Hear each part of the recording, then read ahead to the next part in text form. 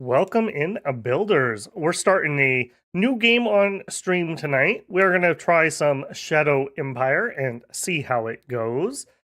Just as a preamble here for a second, I am running, I believe, 3 mods total. I have Das Tactics map mod. I'll point it out when we get into the game. It essentially just adds some icons to some of the map features. I find it way more readable than the default tile set. 2 and 3 are both by, I believe it's Paimon or Paimos, something along those lines. He is an artist. He used to do Dominions maps, actually. They were absolutely beautiful maps. Maybe not the most balanced, but they had a really nice art style. And he has done a couple mods. The 2 that I have installed are some backgrounds for some of the events and some different fate card background pictures. It doesn't in any way change the way the game functions. It is just a visual mod. Welcome in, guys. I see some usual faces. Let me just get YouTube. We are playing Shadow Empire. There you go. There you go. All right. Hopefully my volume's going to be okay here. Shadow Empires, as you can see by the big black space over here, etc., does not play well with OBS. This isn't missing. This is what my screen looks like too. But rather than the normal way you record, I have to just capture desktop. So hopefully things are not going to get weird on us here. And it's going to capture everything I want. I did do some testing yesterday to hopefully make sure everything was working. We'll see. We'll see. Let me know if the game sound is too loud. It's one of those soundtracks that goes like up and down a lot. So I've tried to kind of home it in, and we'll see. We're going to get some sound here as soon as I click back into window. Or not, possibly. All right. Let me address chat here for a second before we get started. Andre, good to see you. CB, J-Rob, Callie, 2108. William, Slice, bruh. Juan, good to see you made it. I saw your post earlier. Andrew, good to see you. Pierrick, oh boy, okay. Little more excited than I thought we were going to be tonight. That's a good sign. That's a good sign. See if anyone has anything super relevant. We're going to be shadowing an empire and all over the place. That's the plan. I make no claims of being an expert at this game, so there is a distinct possibility we die. That very much could be the case. Andrew says, we'll watch a bit, and then after I wake up again. Well, I better not be going on when you get up. That Friday stream this week killed my voice. I was planning on doing a bunch of recording and trying to finish Tale of Immortal. I managed to get the Dominions video and one video, and I was pushing it. I still feel it in my vocal cords. That really strained me. Never heard about this game. Interested in seeing what the game's about. It's very cool, but it's very crunchy. It's very crunchy. It's a very good game. Yes, I do agree. The music in Shadow Empires blows my eardrums out. Oh, hopefully not. I'm not even getting sound, which is yeah, actually, now that I think about it, I know I'm not getting sound because this is not using my OBS hook. That means we're gonna have to turn this on. Okay, hang tight for 1 second. Do I have filters on this sound? Oh, thank goodness I do. Okay, good. Okay, let me turn this way down. I'm kind of nervous about turning this on. All right, we are now in desktop sound mode. Let's see what this is gonna do. Oh, are we not even getting any? I may have to play with the sound a little bit once we get in. Oh, there it is. Okay, let me turn you back up. I'm gonna have to play with that a little bit. This is not the way I capture sound normally. But again, this does not record properly. It's just the way, I don't know what language it's programmed in or what, but whatever it is, it just doesn't work that way. Hey, Tut. Good to see you again, man. Been a minute. And Perry. I did spend, because I couldn't record anything else, I did spend a good chunk of my weekend playing just to make sure I was not going to make a fool of myself. Okay, so, Shadow Empire. The basic plot of the game is actually pretty interesting lore, but the very short version is there's like this nanite super intelligent from old Earth that basically was plotting the long game and caused a gigantic galactic republic to crumble. The republic was so big that like it was getting to the point that a representative from your planet couldn't even fly to the capital during their lifetime. It was so huge. You would literally die of old age before you got there. So it was a gigantic, gigantic empire. And this malevolent entity decided to screw everyone because he had this vendetta that was going on. And so it's known as the Shadow, hence Shadow Empire. And your planet and all planets went through a horrific apocalypse, like absolutely horrific. We'll see it. We're going to generate the history of our planet when we get in a little bit further. So we were pretty high sci-fi, and we were knocked back basically to the Stone Age on our planet. And we'll see exactly what happened on ours as we get into it. So that's the basic premise. So we're going to be rising up from the ashes, essentially, and our goal is to win by conquering the planet. We're going to try to reunite our planet, and that's the winning scenario for us. I lost my week-long game of Shadow Empires. Another major winning. Yeah, I've had that happen to me too. I don't normally like points victories in games, but it is what it is here. I don't know the difference between mutants and spider types. Oh no. Well, maybe they're spider mutants. That could be. Okay, so our first major decision is what planet type we would like to play. And this is going to be a pretty big part of our game is how we pick this. So because it's on stream and I'm not planning on streaming this for months on end, we are going to go small. I normally play on a normal sized planet, but just not in the cards for us at the moment. So my thoughts are, well, no, let's just talk about plant types for a minute here. So we have various different types of plants. If you mouse over them, they'll tell you about the planet. So a very short version is a Seth planet is essentially a desert planet. A Boreas planet is essentially an ice planet. A Limos planet is almost a desert, but there's a little bit of liquid on it. A Cerebus planet is basically a lava planet. Siwa is like a jungle planet. Medusa is like a jungle planet, but it has horrific monster aliens on it. Planetoid is a small rocky planet. A moon is a moon. Hydra is a wet world that is also jungle, and I think it has monsters. Yeah, good chance of alien life. Morgana is kind of sort of like Dune if Dune had Oasis on it. Colossus is a very large planet that plays very slow. There's also one DLC, Oceania.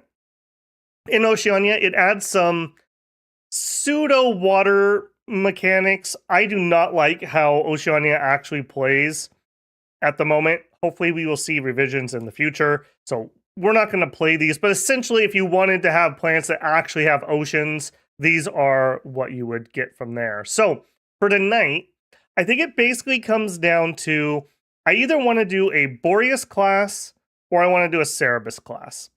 Or I could be convinced to do a Morgana class. So you guys feeling cold, magma, or dune is kind of our choices here. And I'm going to let you guys pick.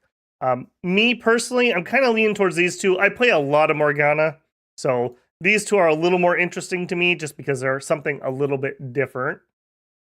I'm just going to catch up on chat for a second while people are getting in some votes there.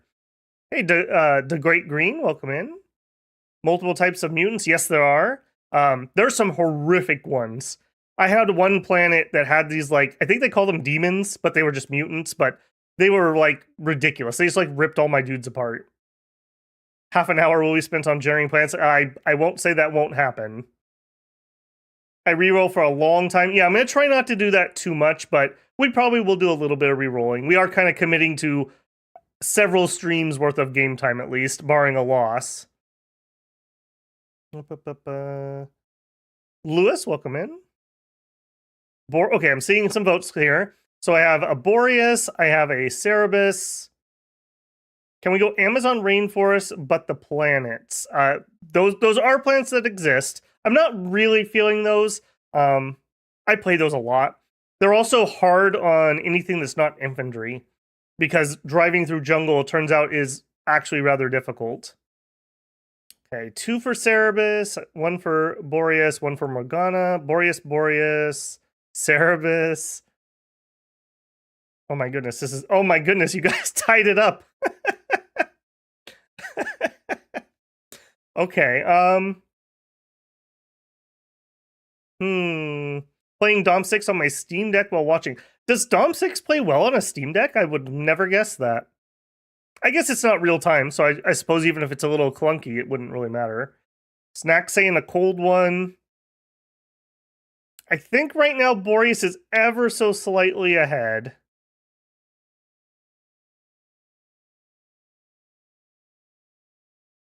Snack broke the tie. Okay, well, Oceania is not a vote. Boreas again. Okay, Boreas is up by 2. I'm going to say Boreas wins just so we can continue to move. All right, next up we have history class. This is essentially, we can pick game options about what happened to our planet. So we could have it a haven of calm, which is basically the apocalypse wasn't too bad. I think for us tonight, I normally play with spread out. This essentially just means that the other major nations are it's gonna try to not have us be neighbors. I always play with that on. Sometimes I play with alien life, sometimes I don't. I think for today, we will play with alien life. The other option that I often play with is severe violence. This one I'm not 100% sure on. This is essentially, your planet will be hit hard during the dissolution war and the survivors went to extremes to survive. Expect more dangerous AI regimes. So this is essentially like, instead of a bunch of farmers, this is going to be marauders, scavengers, those type of things. Maybe religious fanatics, stuff like that. Another one we may do is survival stress. That just gives you more regimes present. I do play with this relatively often. I think for stream, because I'm not going to be able to edit out the turn timers, which can get a little big depending on your settings, I think I'm going to cross that one out. So it's just a matter of, do we want severe violence or not? And I'm kind of leaning towards no, but I could easily be swayed. Andre says Oceania is ass from the constant sea monster attacks. Yeah, they get really annoying. Basically, you have to have aircraft because you can't build your own ships, which is the problem with that DLC. I honestly expected Oceania to play kind of like Hearts of Iron, where you don't control your individual ships, but you deploy them to a zone, and then they do their thing. I hope that's where Vic moves. I know he doesn't want to do its land combat, but in the water, and I think that's a perfectly fine way to represent how naval combat works. Hey ho, welcome in. No pun intended. I predict the stream lasting less than 3 hours. We all know why. It's possible. It's possible. I was super excited for this today. I've been thinking about it at work all day today. Severe violence is misery, and misery brings view. Well, I mean, I can't argue with that. All right, we'll do it. All right, we'll do with those things. So we have, there's going to be some kind of alien life. We'll see what we get. We're spread out, and the people that are here are going to be pretty nasty. Okay, this is generically what I normally play with, kind of, sort of. So these are more game settings that we can do. We are going to do detailed planet generation. That means we're going to roll up a very specific planet. And I think the planet generation is really, really cool. If you've ever watched any Shadow Empires from Das Tactic, he absolutely loves that. And there's a reason why. The planet generation is so cool. It's such an amazing story generator. Fog of War, we're going to do complete after colonization because I want to just see that it's an interesting map. I don't want to play on a map that's just like flat with one spot of hills on it or something. So I want to see what it is, but once we start the game, we'll go into Fog of War. So in my mind, it's like we found a map of the planet. You know, we found a map or a globe or something in the ruins. So we knew kind of what it looked like, but we don't exactly know anything more than that. One human player, obviously.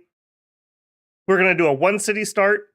I used to usually play with militia only, but that's a very wet and wild version, especially if we're going to have hostile aliens. It's easy to just insta-lose. By having one army per zone, we'll have some militia and some army. I probably won't instantly lose. So we're going to play that way this time. This can also come back and bite you because we have to pay and feed these people. And in my test game over the weekend, I really struggled with that, like really badly. Hopefully it'll go a little better. Next up, we have story modules. I'm going to leave these all on. I have never really gotten too far into these. I did one run with Oceania where I did a lot of corpo stuff. And the sex and cults are kind of cool, so I'm going to leave them on. We'll see how much use we get out of them. I've never particularly dealt with the crime. I used to leave it off. Now I leave it on. We'll see. You could pick your starting tech level. We are going to do tech level 3. This is a bit of a pain start, and it's going to be slow. So if you hate slow games, don't start at tech level 3. We will play with air forces. Hopefully we'll have a planet that will allow us to have an air force. Development speed, I play on slow normally. I think it would probably be better to play on normal, but I'm going to be stubborn and we're going to stay on slow, I think. I may come back to regret that. I used to also play on slowest, but my goodness, that is really slow. Organization level, you have different councils, which are how we're going to get things done. We're going to start with only the bare basics, and we'll just work our way up from the beginning. Difficulty will just be on regular. And I normally play on normal logistics.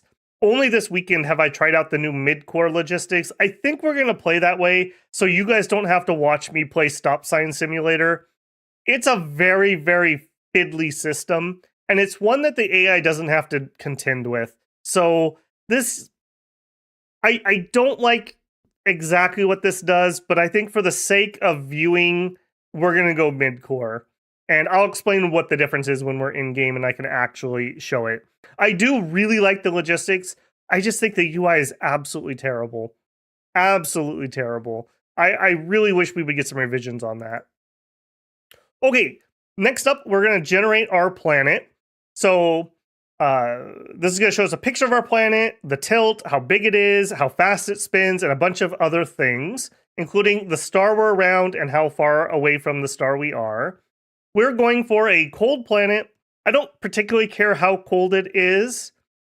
Yeah, let's just cover each one of these. So for anyone who doesn't know, an AU is an astronomical unit. 1 AU is the distance from our sun to the Earth. So we are a little bit further away than the Earth would be with this planet.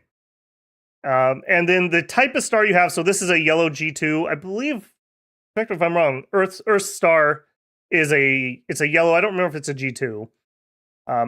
You go all the way from like a white all the way down to like I think you can get like brown dwarfs even in this game. So a huge array, and that's going to matter because that's going to affect how much temperature you have, your atmosphere, your planet age, and your elements that are on your planet. All kinds of things are going to be affected by that. Gravity is affected by how big your planet is. I'm not sure if this game models what your planet composition is. I think it's just based on size. Temperature, we're going to try to play in Celsius. Celsius is not my native temperature, so we'll try to do our best on that. Soul irradiance is how much energy we get from our sun. I believe 1,000 in this game is considered normal for the purposes of solar panels. So this would be solar panels are weaker than normal. Planet age, this mostly has to do with erosion, how much heavy metals are going to be present in the water, life, how long life had to evolve. So that matters quite a bit.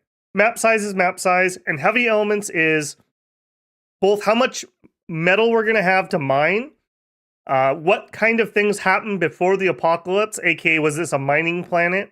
But it also affects things like how many heavy metals are in the water, aka you can't drink water with heavy metals in it. Please don't try. Fix the pipes in Flint, please. Tilt is, Earth is on a 24-degree tilt, and that's what gives us seasons. If you had a 0-degree tilt, you wouldn't have seasons because the sun would be at the same angle no matter where you are in your orbit around the sun. So I like to play games generally with a pretty heavy tilt because I find it interesting that you can actually have seasons. I'm not stuck on that though, especially on a Boreas planet. So we're going to roll a little bit until I just see something that looks interesting, and then we'll just try that. Okay, so here's one around an orange K0 star. It's only 55 AUs away. It's even less solar energy because it's not as bright of a star. Gravity is 0.39 Gs. 1 G is what Earth's gravity is. So you could consider this would be about 40%, well, 39% the size of Earth. It's kind of a way you could estimate that. Low tilt. I do like the idea of having really bad solar panels. I think that's interesting. It's an old planet. It does have a decent amount of metal. It's got a 14-hour spin, so days are 14 long. That's probably going to whip a lot of the atmosphere off. This is pretty interesting, actually. I may go with that. Sol is a G-type star. Thank you, Mello. CB says, I like mid-core generally. I do, too. We'll talk about the logistics more when we get inside there. A G2V, yeah. I haven't played the game. This looks cool. Yeah, it's if you like detailed games, this is going to be up your alley. If you don't like very detailed games, this is not going to be up your alley. And you have to be forgiving for bad graphics. Just be warned. Be warned. But the sequel, it may not even be a sequel. There may be a DLC where we can go to space. I think I've heard rumors of that. That would be pretty cool. I think we're going to play this planet. Or at least we're going to try rolling it up. Let's see what we get. Now, based on this screen and the things that we have picked here, now it's going to generate up the specific planet. So on here, this would be a desert planet without much surface water. We have a real but modest atmosphere, 443 millibars. Earth, I believe, is 1,000 millibars, or 1 bar is the pressure of Earth. Generally, I think I'm right on that. So this would be about 40% of Earth's atmospheric pressure. The highest mountain is 1,217 meters. It's still geologically active. That means we can have volcanoes. I really do want volcanoes. On this planet, we only have 4 seasons. The way this game does seasons, Earth would have 6 seasons. I know that sounds weird. I think this game models it that we have, I think it's an early spring and a late spring, and an early fall and a late fall. I think that's how that modeling works. So this planet would have a little less than a normal Earth. So very cold at the Arctic. The tropic is still very cold.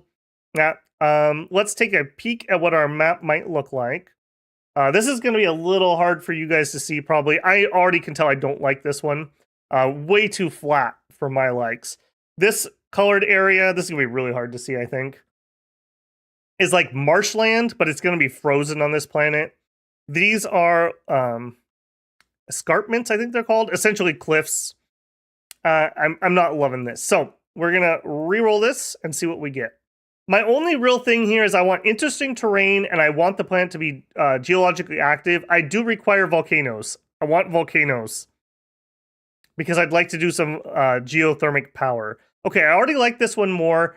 I can already see that there's some interesting mountain ranges that will give us some terrain to play with. Everything's going to be frozen water-wise, so the water doesn't really matter. I'm liking this one. I don't remember if I can see volcanoes on this one. I don't think I normally can. I think we have to go to the next screen to see that. As long as we get some volcanoes, I'll be happy. Just like in Dwarf Fortress, I always love volcanoes. I live in the Pacific Northwest, so that is a fixture where I live. So we had 15% mountains, no oceans, mostly plains. It's cold. At the equator in the summer, it almost gets above freezing, but it never quite does. I think that's fine. Very low wind speed. Very little atmosphere. So planes might be a no-go on this planet. That may not have enough pressure for planes. That's okay if that's the case. We could do rocket ships if we had to. Yeah, I think we will move forward with that one. Oh, crazy life on this one already, I can see. Seems chunky. Way too flat. We all go, Earth-chan's not flat. Do you intend to play Conquest of Elysium someday? Yes, probably. I will probably get to it at some point. I've never actually played it, and nor have I ever watched it. So I could say it would be a blind playthrough. Okay, let's see what we got here. So we may do some more re-rolling, so don't get too sold on this yet. So we have 5.5 thousand million years ago, so 5.5 billion years ago, the planet started the process of abiogenesis. That basically means life started. Currently, we have advanced life forms on this planet. We have protocellular organisms, bacteria, algae, seaweed, sponge, jellyfish, coral, mollusks, squids, moss, protovascular plants, and vascular plants. We have atmo human hazard. This means, can you breathe? Obviously, no on this planet. Xenobiological hazard. Are there microbes that are going to kill us on this planet? Yes. Can we farm outside? It's toxic, so no. Are there aliens that we can eat on this planet? No. Vegetation level, there are forests. And hazard exposure level. Essentially, if like you got your suit punctured, what would happen on this planet? Near instant death. We have the atmospheric makeup. So on this one, it's probably the... What is making this so bad? Maybe it's just the low pressure here. It's a little bit of methane. F2. Is that fluoride? F2 is fluoride, I think. A little bit of helium, nitrogen, oxides. Yeah, so either way, not breathable. Down here, we have the water salinity. We don't really have oceans or liquid water. Heavy metal in the water. Soil heavy metals. This is in parts per billion. So you want a low number if you're having to consume things from it. Rain pH and seawater pH is non-applicable on this planet. Over here, we have the types of evolution. So we have a land-dwelling large 4-meter carnivore, resembles a squid. It's hydrogen fluoride carbon-based, hence why we can't eat it. And there is a sapien cephaloid being, which would be an intelligent life form. Let's take a peek at the map. My first impression is, where are my volcanoes? I'm not seeing any. Now, all the stuff on this screen that we're on right now are influenced by the previous screens. So there's a chance that we've just rolled up a planet that's not going to allow me to have volcanoes. So I'm not going to be too picky here, but I am going to reroll this one. I'm not sold on that. Oh my goodness, what an ugly color. Planet stain. Oh my goodness. Mudball. I am not in love with this one particularly. That is a color. That is a color. Let's see what we have here. No sentient alien life. We have a 7-meter carnivore that's a mollusk. We have cloud forests. Cloud forests are basically like trees that are like 1,000 meters tall or something. So like ginormous trees.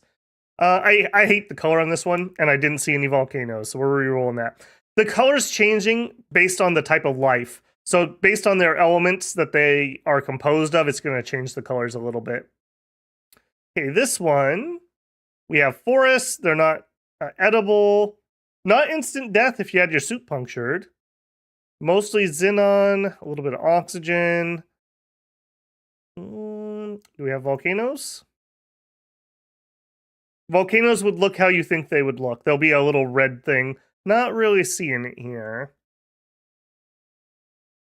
I'm not seeing it. This is gonna be really hard to generate power. Remember, we have really bad solar panels. If we don't get a volcano, that's gonna be rough. Oh, interesting. Okay, so whatever this was, the plants are able to survive in the cold and not in the warmer parts around the equator. That's vaguely interesting. Nothing edible. We have another squid. We're gonna do a couple rolls. Like I said, we're not gonna be too picky here. 8-meter herbivore. Yeah, the type of atmosphere we're gonna get is probably never gonna be better on this type of planet. Okay, here we go. A crustacean is the type of planet. A carnivorous crustacean is the mainland apex predator, and there's an insectoid sapien species. That's vaguely interesting. We have a very, very tiny amount of methane, so I'm probably not going to be able to pull methane out of the air. I'm kind of feeling crab monsters. This looks like a really crappy place to live. I think we're going to play this one. So just to give a little explanation, this lighter tan area is like sand or sand dunes. That's very hard to get across with wheeled vehicles. The icons here, that it's probably really small for you guys. These are trees in the kind of the greenish area, or maybe some light shrub. The brownish area is like wasteland or rocky, and that's where there's hills and mountains mostly, although we do have some that are forested here. Ideally, I want to start near the forest because we can burn that for fuel. I think we're playing this one. I think we're fighting the crab people. We're doing it. Cloud Forest. I'm going to need to remember that. If we have to fight in those, that's going to be pretty miserable. All right. Next step, we have to colonize our planet. So this is a random history of our planet. So we are on Ukunar D, and it was colonized in the year 6276, and we had 1,719 years of colonization, which resulted in 32 million people living here. We had some agriculture, some mining, and some service industry. That pop is a little low. I'm going to re-roll. More pop gives us more ruins and more interesting things on the planet. I'd like that to be a little higher. So I'm going to try to at least get a little more than that. 16. 3.8. Oh my goodness, that would be tiny. 10. 63 million. I think that's probably about as good as we're going to get on a cruddy little rock like this. So we had 6% agriculture, we had 5% mining, and we had 89% service industry, and there were 19 zones. Over on this side, this is the history of our planet and everything that happened during our colonization. This actually matters in this game because this is creating sites on our planet and putting things here. So let's see what happened. A mining company showed interest in the planet. They found special deposits and attracted more mining companies. We found a valuable deposit. I think that's rare metals. We became a mining hub, which created a synergy for the miners. Several companies created small workshops so we can find machinery, hopefully. Xenobiologists are ecstatic about the native alien civilization. Many of them flock here. An idyllic commune from the core worlds decided to settle on our planet. They dream of a simple, isolated life and started farming. We might find some farmers. Colonists on their way to another planet lost their UMC drive and were forced to settle here. They became subsistence farmers, so some really poor people. Farmers on the planet started an agriculture school. Xenolinguists founded a special university to better study the unique language of the aliens.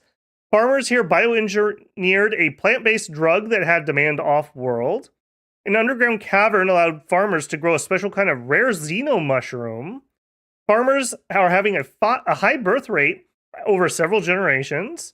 The quadrant capital decided to place a penal colony on the planet. Oh no, we're Space Australia. Oh no. The quadrant capital decided to extend the penal colony. Okay, so we probably are going to have some pretty violent civilizations here, is my guess. All right, I'm happy with all of that. Continue. Yep, we are still mid-generation, Trip. I would say we're winning generation. Next up, the apocalypse. The dissolution war reached Ravelum Sinistra, so that must be either our system or our... No, we already know our planet name, so Ravelia Sinistra must be our system name. In the year 8000, war consumed all, technology fell to barbaric levels, and over the century of warfare and collapse. This is a really short history. We have 1.2 million survivors. I may re-roll that a little bit. That's a little low. Let's re-roll and see if we can get a little bit higher than that. Population is a very finite resource in this game, and playing on really low pop is very difficult. Give me a few more. Come on. Give me a few more. 1.3. And the arachnids are sapient just like in Australia. But are they poisonous? 1.1. We won't get, again, too caught up in this. If I was playing by myself, I would re-roll this for quite a while until I got one I really liked. I'm hoping for at least like 2 mil, but maybe I'm asking too much of our little ice ball here.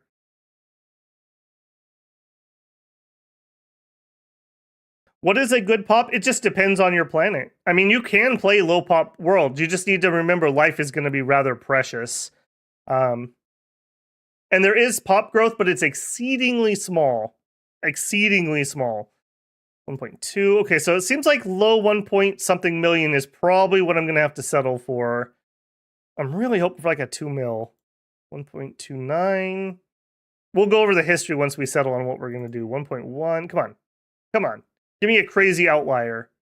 Give me a crazy outlier. One of the ones I generated over the weekend had 6 billion people, and I think they had like 1 billion survive. It was ridiculous. 1.1. If we can get to like 1.3, I guess I'll just call it okay. Here come the NIDs. Oh, goodness.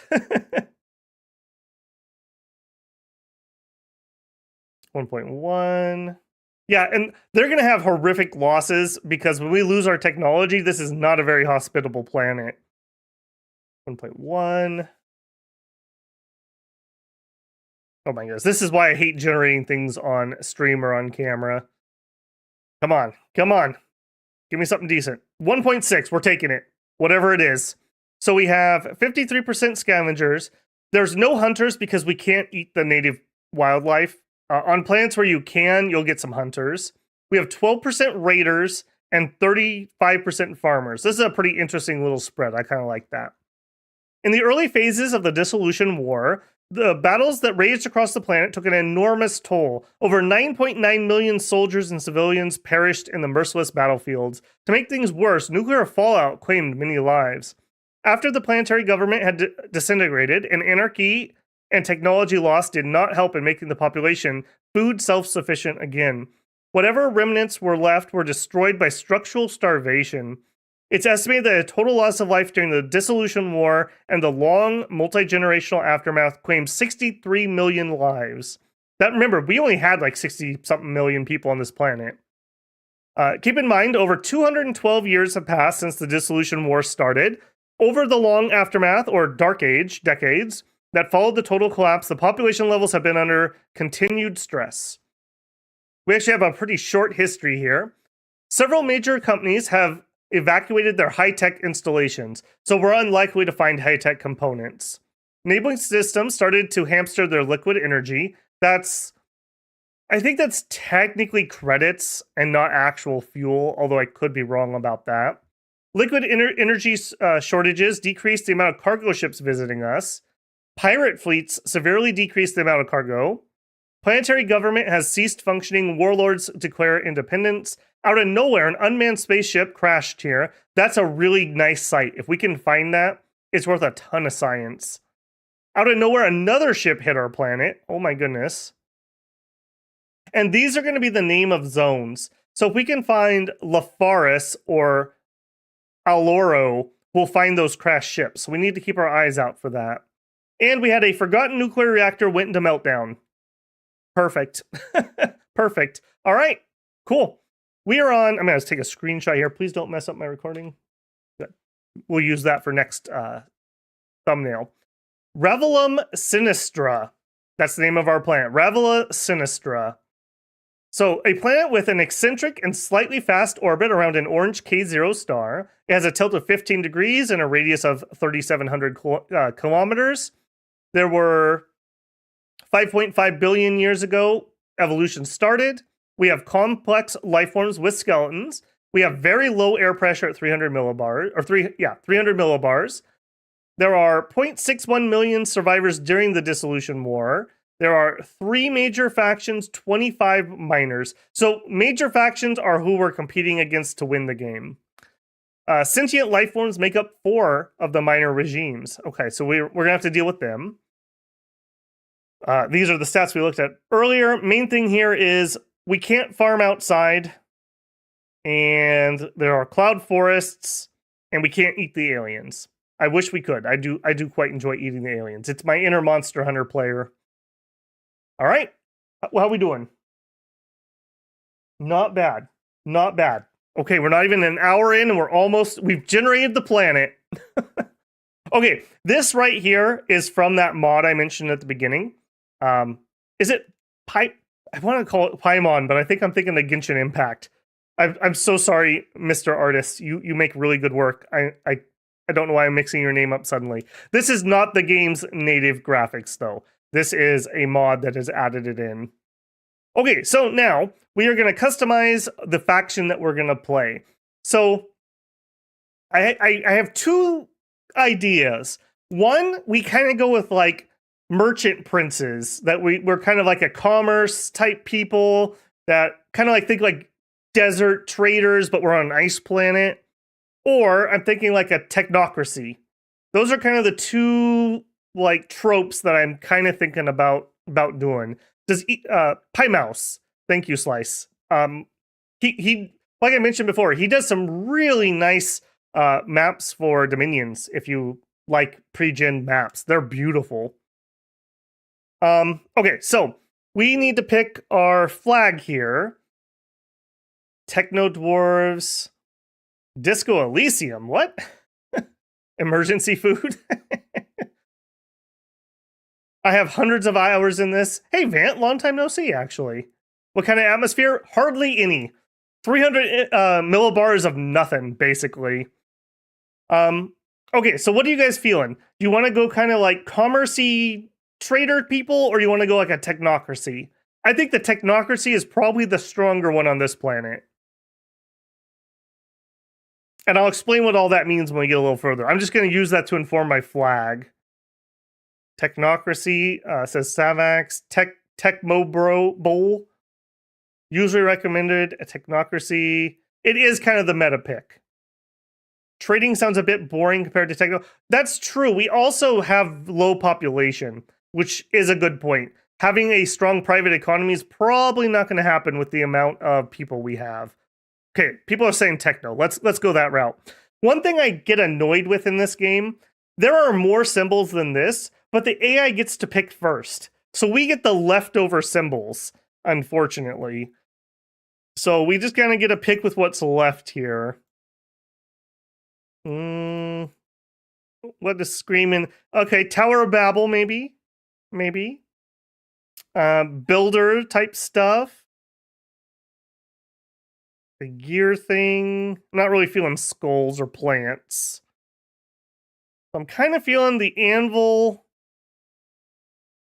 or the tower. I think we're gonna go tower. Regime name. We are gonna be the Builders of Babel. Okay. And our leader title is going to be the Master Builder. Okay, and colors and flag. I think we're gonna do a horizontal. Our primary color. I want something that's kind of easy for people to see. I think we're gonna go with like white or gray for our units to make them really easy for you guys to see. So maybe like a dark blue for the ice. That's not quite as dark as I was hoping. Darker. Like a dark bluish color for the ice. And then like either a gray. I don't actually hate that.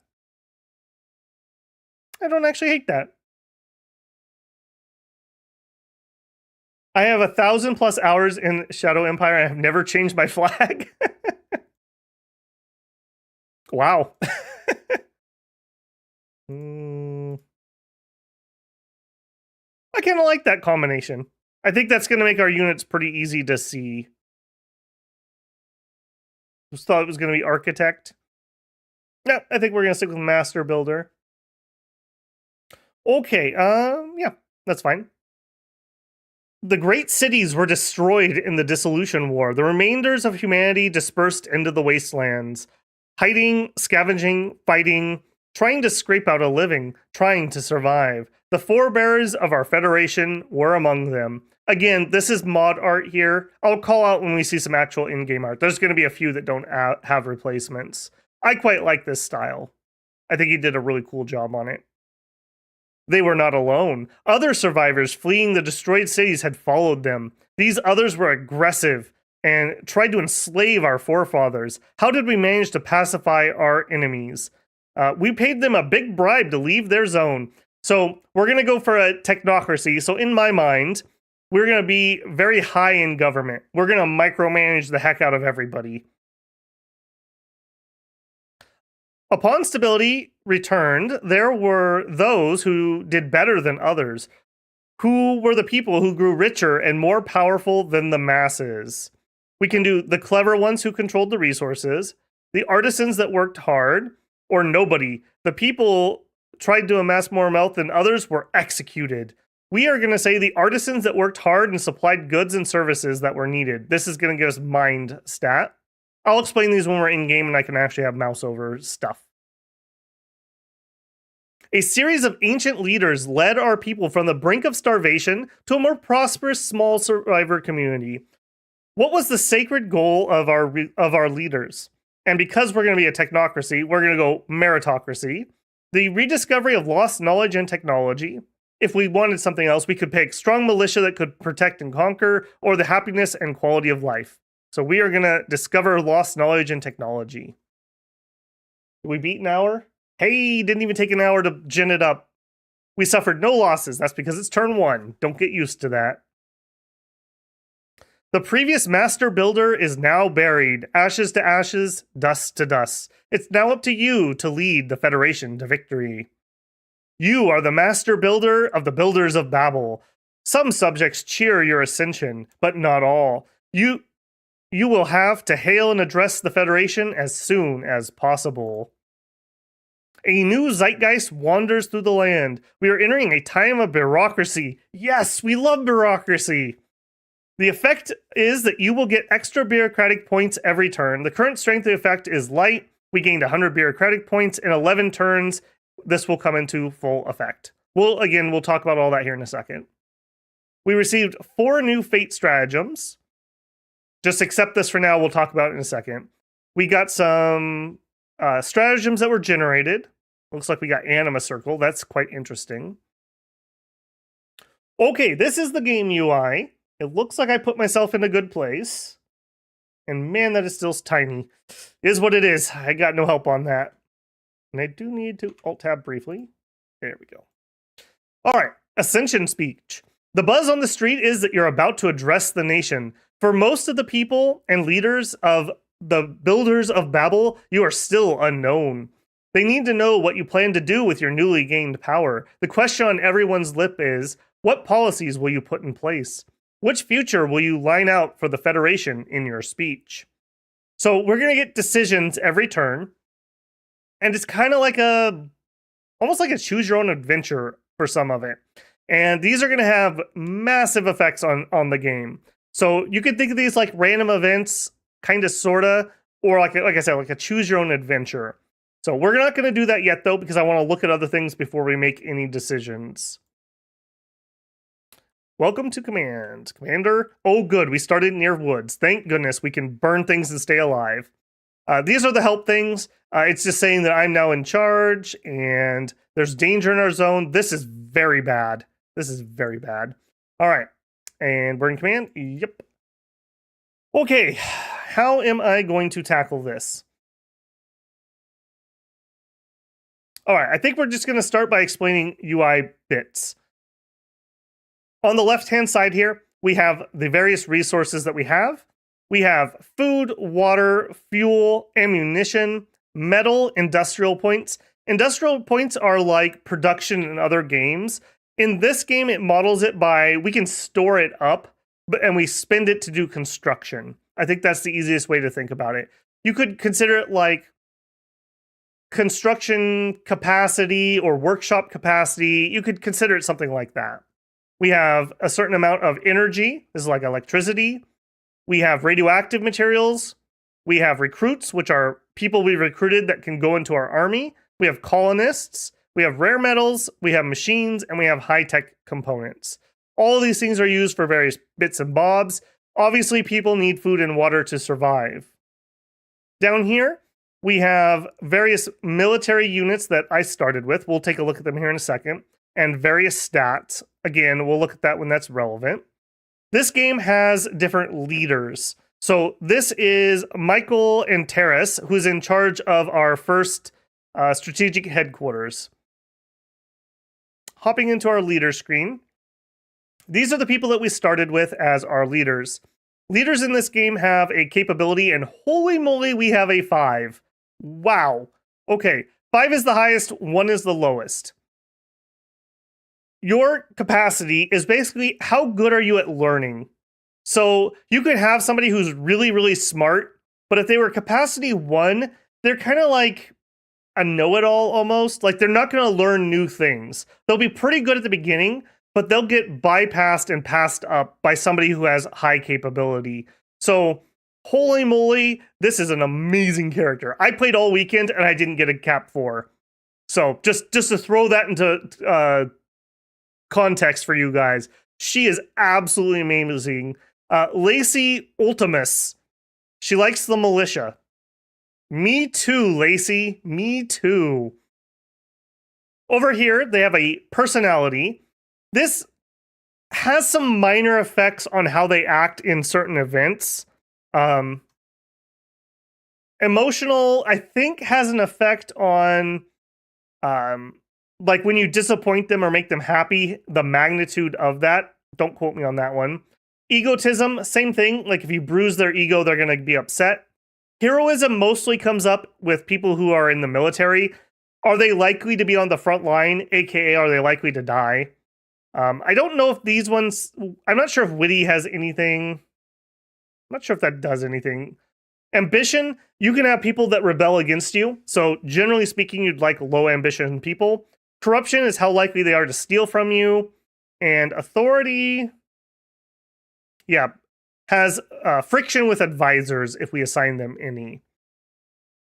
Beyond that, they have a political faction. She is unaligned, which is unusual. They'll join a political party. They have various stats. Strength is like kind of like constitution more than actual like physical strength. So just not getting yourself killed. Intelligence is intelligence. War is how good you are at being a soldier and fighting. Charisma is charisma. Willpower is not being blackmailed, standing up against social pressure. I think you need this a lot to not get screwed over by the crime syndicate. And then all of these play into their skills. This is not an exhaustive list, but these are the base skills of every character. So her as a governor is mainly going to use intelligence skills and a bit of charisma skills. So these little asterisks are things that she made a roll with recently. So she used her administration, she used trade, medical, prospecting, scavenging, and agriculture. Also, she had oratory. So all of those are skills that are really, really important for her. We'll talk about these skills as they come up specifically, I think. Man, she is amazing. That's all I gotta say there. You have a history log here. This will show you what they've been doing. So Ultimus started her career as a community leader. Wow. Wow, okay. That's so good. We have a 5 capacity leader who is a governor, who is good at being a governor, and she was a community leader. Why do I care? Based on their history, even if they wouldn't really normally use the skill, they'll spend some of their XP to level it up. So if she had been, let's say, a soldier, even though she's not going to use war skills, she would have spent some of her XP on that. So because she was a community leader and she specialized in administration, administration is the main stat of a governor. Holy moly, I'm almost tempted to pull her off here and put her somewhere else. But she is so ridiculously good. Wow. She became the governor. She voted for Warrior Army. That's going to be one of our political factions. And she spent 14 XP to improve her investigation skill. This is her skill log. So this is going to show you the rolls that she made. So you can come back here and see why certain things happened. So like she made a science roll, which increased education. For example, she rolled 107 total. And that's going to be based on this stat plus other rolls that are happening. So, wow, that's amazing.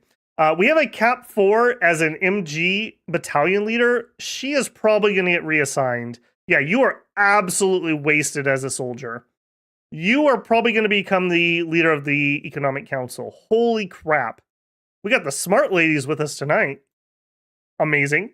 We have a commander of the SHQ. This is the strategic headquarters. This is like our high command for our military. He is the faction leader of Warrior Army. So it seems like Warrior Army is really strong in our start here. He's a Cap 3. That's fine. That's fine. Cap 3 is kind of what I consider good. I'm a little sad when I have to use 1s and 2s, just to put this into perspective. So this is what I'd like to get. Usually you don't get things this good, especially just on a random roll here. He likes militia. That's totally fine. His main thing as SHQ is high command, and he needs to do, I believe, trade. So he's not going to be the best. He's not going to be the worst. I'm fine with that. He's okay. What was your job? You were a rogue. That's okay.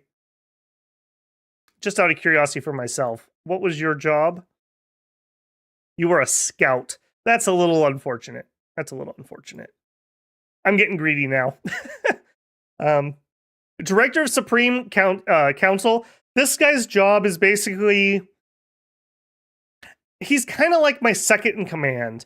At the beginning of the game, he has to do everything for the councils we don't have. So like, we don't have covert ops. So he has to try to do covert ops. We don't currently have an economic council. So he has to try to do that. He's not going to be good at it, and it's not going to work well. Their second thing is they take our bureaucratic points, or BP, and he turns it into political points, or PP. Yes, PP. That's going to be very, very important. That's how we do certain actions. That's how we play certain cards. So this role starts out as very important, kind of in the mid game becomes kind of mid, and then the late game becomes important again as we transition from him doing everything to him doing nothing to us needing a lot of PP. So this is an interesting guy. He's okay. He likes meritocracy in government, which is good because that's what we like. So we're very happy about that. Just a note here, he has 6th Sense. This is a really good skill. Essentially, hard to define, but very valuable skill. It gives your leader a sense of the right course of action in any situation. It adds a random bonus of 1 up to half of the skill roll. So if he has to do a technician roll, he gets to add some 6th Sense bonus to it. That's a really, really good skill for this office to have at the beginning of the game. That's quite lucky. I'm very happy with our leadership so far. All right, next up we have an advisor, Vlad Clifford. Hello, Vlad. He likes meritocracy and militia. Me too, buddy. Me too. Advisor's an interesting position. It's really coveted by people. They really want to be your advisor. And we can assign him to other people. And essentially, him and the person he's advising will both make a roll, and you get the higher of the two. Sometimes that causes problems because of that authority stat. So people don't like having an advisor assigned to them sometimes. But we can prop up weak leaders with him. Or if we have something really important, we could try to have him help. Now, he's not particularly a great advisor. His stats here are nothing impressive, but that's okay. I don't want a super good person here at the beginning of the game because they're kind of wasted. Although, holy moly, again, look at that 6th Sense skill. And he has improvisation. This guy's actually a very solid advisor. I take that back. He's fine. Having improvisation and 6th Sense, that's good. Okay, we have a secretary, Harper Whitaker. Interesting. He likes mind and government. Me too, buddy. Me too. Secretary, vaguely, very rarely, they have to make skill rolls. Generally speaking, they don't actually do a whole lot. We interact with them to do various things, but they're not in charge of anything. Generally, I want somebody that's really, really crappy in this position that is very happy to please. So he'll do just fine. He's kind of wasted here, in all honesty. 37 war is pretty nice. I may have him take over. He may take over as our MG squad leader. Maybe. And finally, we have a reserve pool member. He's a cap 1. Remember, that means he won't learn anything. He is pretty smart. So he has a low, a high floor, but a low ceiling. So he's fine, but he's never going to get to be great, is kind of where he lands. I would really prefer that he was the secretary. Astro for secretary. I may try to affect that change. I got to be careful here, though, because we do have limited resources. Okay, that is leadership. Going across for more things up here, we have fate points. Fate points are a meta currency that we use to play certain cards. We have political points. Again, we use these to play certain cards. In addition, when we make decisions, these will cost different amounts of PP. So for these ones, it's 1 point each. And if you can't afford this, then you can't do these decisions. So these are very important to have. Very, very important that we have some. Next up, we have credits. This is just our money. Over here, we have statistics. Don't mind that for now. We have an order of battle. This is going to be for our military. We'll look at that later. We have the strategic map. Right now, the only thing we know is we have Blood State next to us, who is a minor faction. We don't know what kind of culture they are, so we don't know anything about them. And that's all we know. Strat cards. This is another place where I have a mod. These are not the normal pictures. These are generated by our various councils, and they let us do things. So if I had a friendly nation, I can't just click a button and talk to them. I have to play a card that allows me to contact them. So that's what, like this one, I could ask them for help. I could send a spy. Nation cards, we can recruit new people. We can change taxes. We can talk to the cult. This is a fake card. This is the overview screen, and we can dive into all kinds of things. Trade reports, air bridges, construction report, mining overview. I'm just going to call it a couple interesting ones here for turn 1. Turn 1 here. Did we make any money? Okay, it doesn't tell us yet because we haven't rolled a turn. Our word score is shifty. I'm not shifty. I don't know what they're talking about. Word score is basically how much people trust you. Having a good word score is really important because you can get people to forgive you when you make mistakes or you break a promise. And having a low word score means people just generally distrust you. And that's not a good place to be. We also have our popularity score. The population supports us, the government workers support us, the soldiers support us, and the leaders support us. Right now, the soldiers are not very happy with us. Everyone else is okay. Down here, we can see our budget allocation. So we have only the Supreme Council, and it spent half of its allocation making political points and half to make some strategies. Urgent issues. Our city has high danger. Yeah, I know that to be the case. We'll come back here later on. Factions. Warrior Army. We kept seeing them a whole bunch. These guys are really important to us. Unfortunately, they really like Fist, and we do not. But they also like meritocracy, so that's good.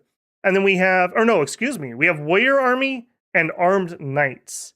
Okay, Those are named a little closer than I would like. Armed Knights like enforcement and meritocracy, and Warrior Army likes Fist and meritocracy. Okay, so meritocracy is something I really would like to focus on since both people like it.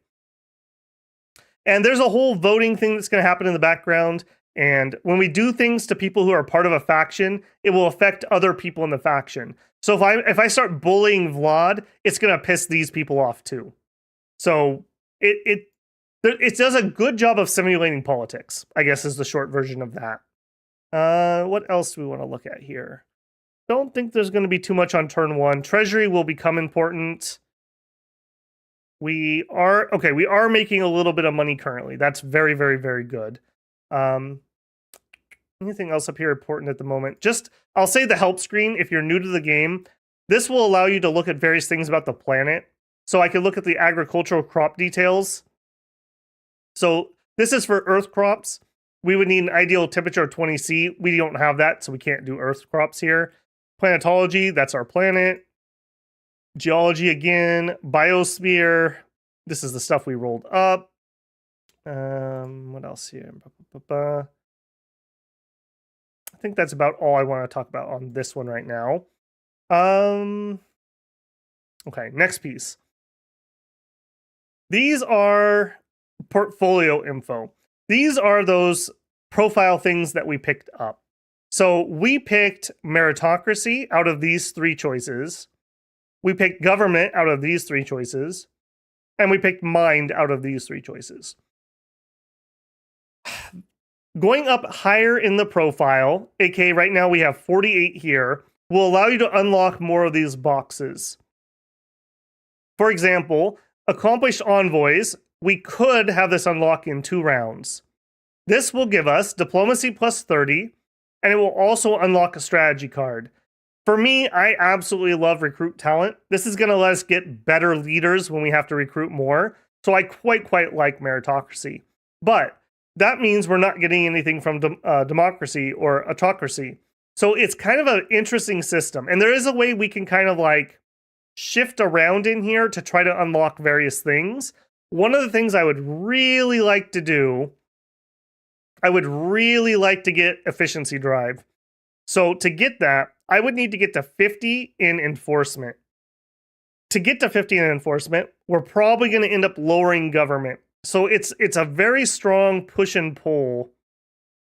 I think we're going to try that at the beginning of the game. I think we're going to try to push enforcement until we unlock efficiency drive.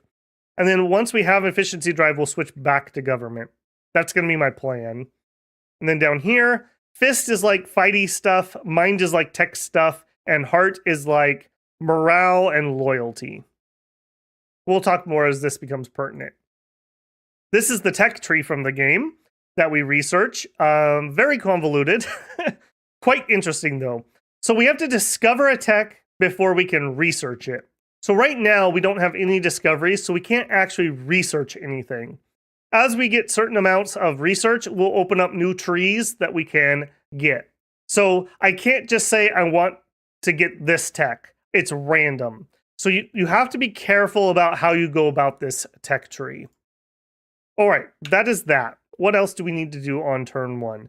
Next thing I need to do is I need to look at, did we roll good units?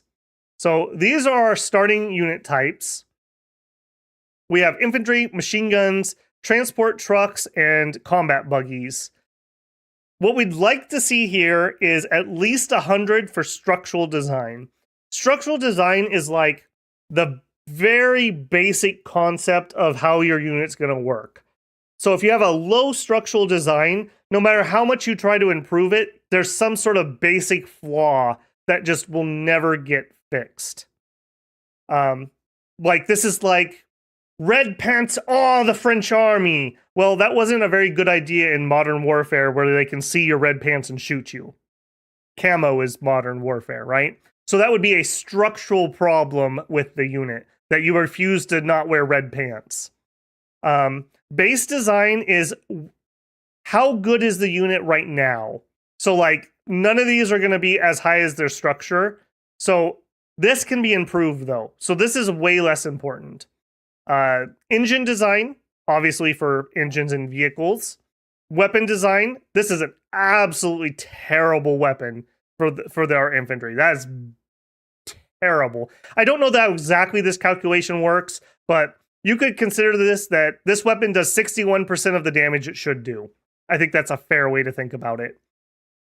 Armor's okay. Our firepower is garbage because our weapon is garbage. Armor strength, we're not wearing any armor, or we have just a Evo suit. And field testing. As we have more field testing, when we do revisions on the model, we'll be able to transfer field testing into base design and other improvements. So that's pretty important. And then based on all these stats, we have hit points, soft attack, and hard attack. Soft attack is like small arms. Heart attack is like tanks. That's how you can think about those. So just my eyeball here is we got a pretty good MG. I'm very happy with that. Structure's above 100. That's fine. The weapon's not great, but it's not miserable. The armor's fine. So our MGs are pretty good. Our guards are usable. 97's not terrible. The weapon's bad, but we can fix that later. This is okay. The trucks don't matter too much, but this is fine. Our buggy, kind of bad. I'd like to redesign the buggy. So overall, I'd say we have usable troops, although our guards are going to let us down greatly. Okay, that is that. What else do we need to look at? Okay, let's actually look. This is our city. I do want to rename that, but I got to be careful because it's going to cost me PP to do, so I can't just do that yet. In our city, we have assets. These are everything that's built in the city. So we have a high command bunker. This is producing political bonus points and some bureaucratic points. I don't know, what would you call this? Bronze colored ones, brown colored ones are the private economy. So the non-government people here own a dome farm. They own a scavenging company. They have a transport company. And there is I don't know what you'd call this. This isn't owned by private. There's a terrain feature, which is a degraded liquid energy battery that's producing 30 energy right here, which is the energy that we have. Nearby, we own a water mine. We're mining ice, essentially. We are built on top of ruins, which gives us scavenger points. That's this icon right here. This is something from before the Fallen. Ooh, we have some extra ruins. That is very nice for us. Ooh, we have lots of extra ruins. Ooh. Scav points are basically like, just imagine how much rubble is there. And we're going to go in there and recycle it. So from a recycling thing, we can see from theirs right here. So we can build a better one than what they build. But essentially, this is going to give us fuel, metal, and rare metal. Also a little bit of oil. And right now, they pay a little of that to us in taxes, and then they keep a little bit for themselves.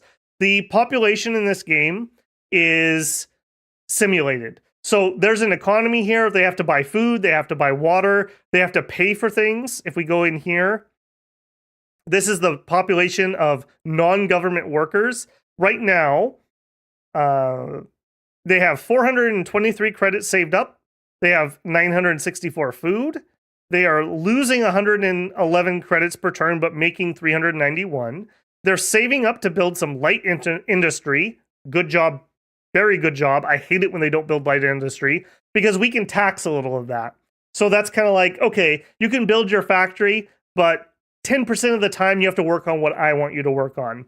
So that's how that works. In addition, we are taxing a service tax and income tax, and we currently don't have a sales tax. And our population has no debt currently. Those are all important things. How to get more people. There is a very, very tiny pop growth. Very tiny. It's unnoticeable, basically.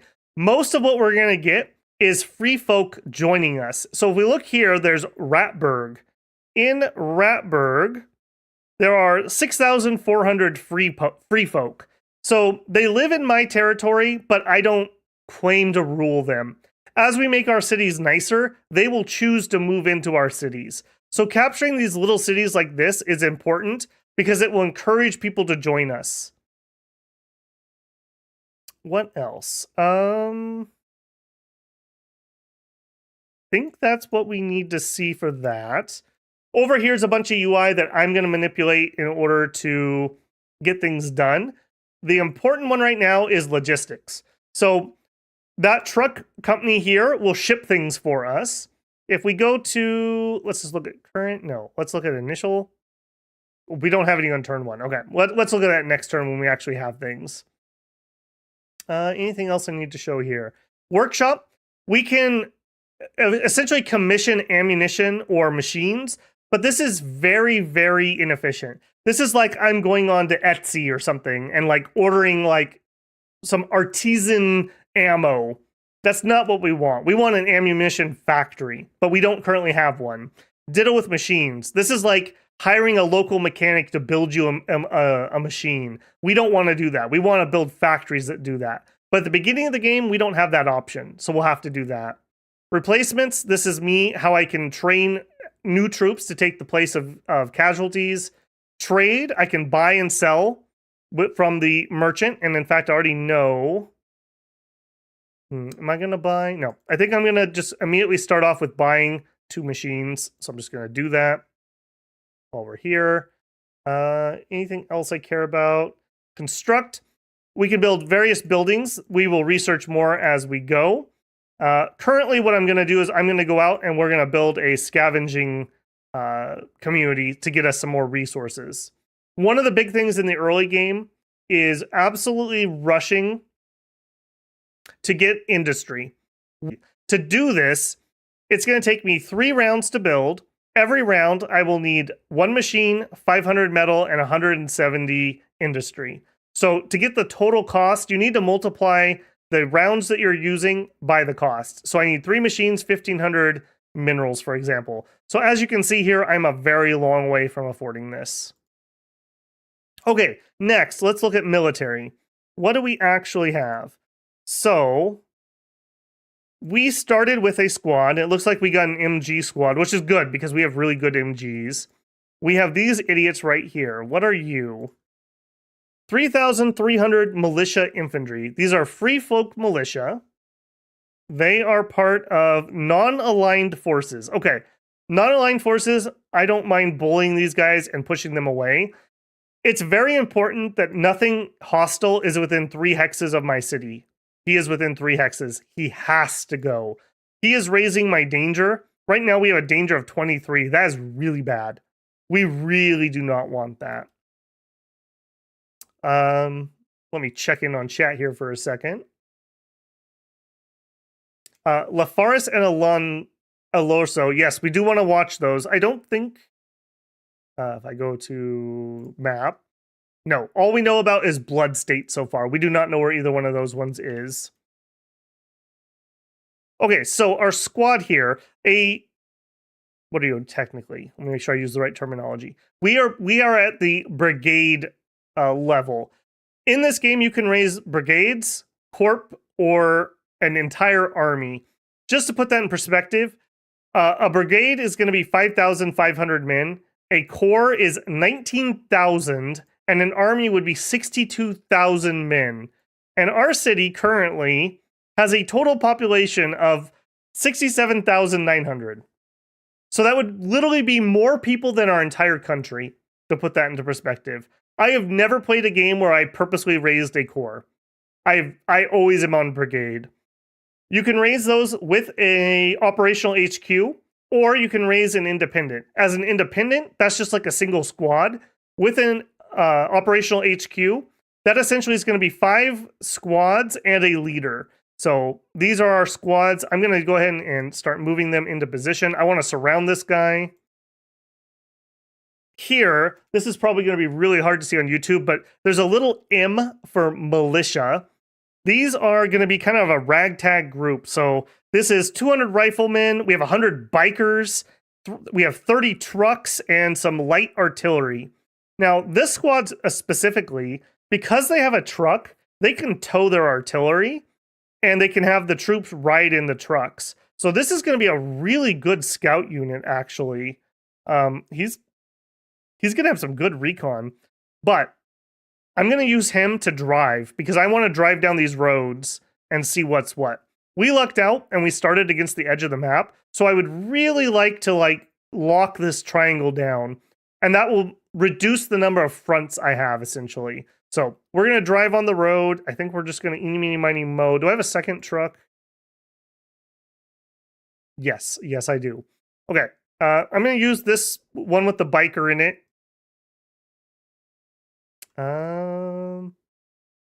Again, I really want these inside my territory. Now, this is going to be plain sand. If we mouse over this, yep, here's some of that UI. Look at that beauty.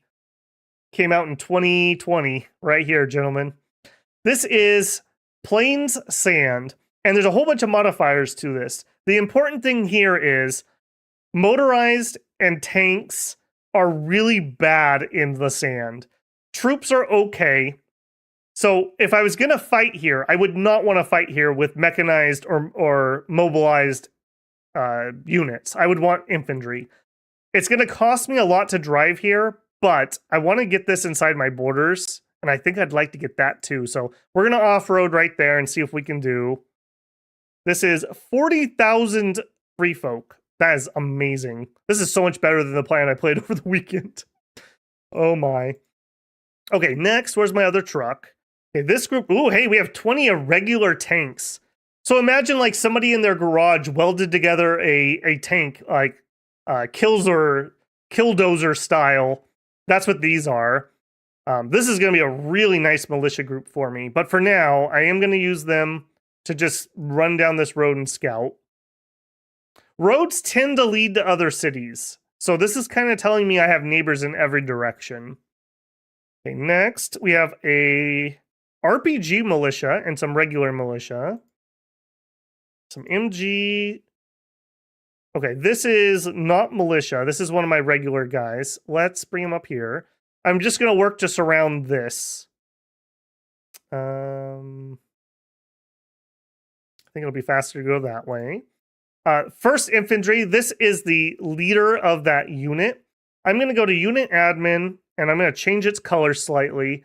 Let's make this one just a little darker gray. The reason I do that is units within, I believe it's 5 hexes of their OHQ get a bonus. Essentially, our leader can make rolls for them and help them out. If I get too far away, they don't get that bonus. So my first infantry here is going to want to stick together. So I'm going to try to color code them. I don't normally do that in single player because I play very slow, but I think for us, I'm going to try that. Unfortunately here, I am going to have to risk moving a little closer. Now, they do still have troops, so it's not like this is just by themselves. I just need to get this so I can push them out or surround them. Our SHQ essentially carries all of our materials and will have reinforcements in it. AKA, I cannot move this around. It's too heavy to move. So that's just permanently going to be stationed here. All right, now we are back to militia. I'm just going to march out. Boy, we got some really good ruins here. All right, I'm going to have this guy go that way. I've got one more set. I'm going to leave them here. I want some troops in my capital to try to help counteract this danger. This is going to take me a few turns, I think, to dislodge these guys. Hopefully they have really crappy stats, although 17 soft attack on the defense is kind of bad for me. What is my... Oh, we're okay. We're okay. Not great. 25 attack. Okay, we can damage those guys. That's doable. Okay, that is that. I did see somebody mention that we can sell water. Let's check the price here. I got to be careful here. We do need water to grow food. Did we start with our own? Yeah, we own a dome and it needs 200 water. So I want to make sure I keep at least probably 300 water. So I could sell 400 water. And it's worth 22 credits each. Yeah, we'll do that. The price of water is probably going to like completely crater. So selling it while you can is probably a good plan. We could sell fuel. I need a little bit of fuel, so I'm not going to do that yet. Food. Food is pretty expensive at the moment. I think I'm going to go greed. I know, you're shocked as I am. And I'm going to do a turn 1 food sell before the price crashes. And I'm going to hold on to the other stuff. Okay, if I wanted to build that scavenger thing here, this would require 2 rounds of 50 metal each, which I have enough. 1 machine per round, so 2 machines, which I bought. But it would require 145 construction points. You can start this even though you can't afford it. But what I don't like doing that, we have to pay these workers every turn they work. And if they're just standing around, leaning on their shovels like they do, we pay them and they're not getting anything done. So I'm actually going to wait a couple turns until I have enough industry points that we can actually finish this. So we're not actually going to start a construction on that. The other thing we could open with would be a bureaucratic office. 1 round, 150. I may go greed. I may go greedy here. We may buy 1 or 2 metals to make that happen next turn. Getting more bureaucratic offices would give us more bureaucratic points, which we turn into everything else. Okay, let's finally go to those decisions here. For our Ascension speech, as mentioned, I really want to try to go enforcement until we get efficiency drive. So I think this is going to piss people off because we have some people who are really dedicated to government. So this is, again, a pretty greedy play. I wouldn't do this as a new player, but I'm going to try it. So we're going to try to go for enforcement. I need to get to, I believe, let me double check it, 50 enforcement to have a chance to unlock efficiency drive. Yeah. We need to get to at least 50, and we need to hold it for a few turns until this unlocks. So we're going greed on that. Next decision, we have to create a new council. I'm immediately going to go economic council. I think on a tech level 3, unless you have absolutely unusable troops, you have to go economic council. We have got to get started on research, or we're going to be in for a world of hurt. So we're going to do that. Now, we need to do some HR work, though, because who's going to be in charge of that? And I want it to be her. She is a Cap 4. She's super smart. She doesn't really have any relevant skills, but she'll learn them. All the skills she needs are going to be these green skills, so her intelligence will apply, and she'll learn it quick. Man, what an absolute waste. Who's the idiot that put her in the front lines? Obviously, my predecessor. What an idiot. So we're going to call her. Now, she's a faction leader, so I don't know if I can even afford this. I would like to relieve you. Okay, good. She likes us a lot, so she's not making it hard on us. Now, I can actually tell her a better job.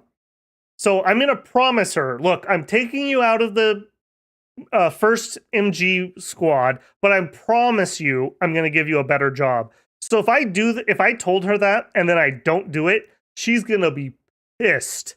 So you may have to tell them other job or no job.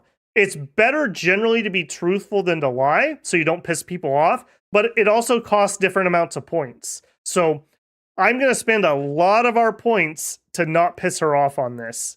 And she's very vital to me, so I'm happy to invest that.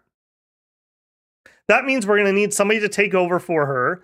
That's going to either be Astro or Harper. Astro has 19 war, that's garbage. Harper, though... Harper here has 37 war. He would actually be a pretty good commander. He has personal combat, that'll help him stay alive.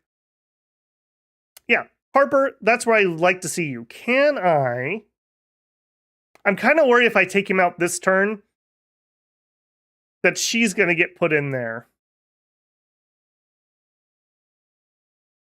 I should have done him first, possibly. If I try to relieve you... Yeah, see, he would be pissed. Look at this, 24 PP to make a no-job offer. I cannot even afford this. So this is why having the political points is so vital. I can't even click these buttons because I don't have the political capital to do it. So I can't affect that. So Astro will be in for now, and we'll have to come back and revisit this later. That's okay. I don't hate that.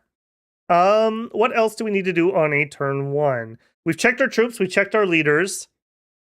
We could call our governor. Let's call our governor. So Lucy in the sky with diamonds here. We're going to call her. We would like to do some zone orders.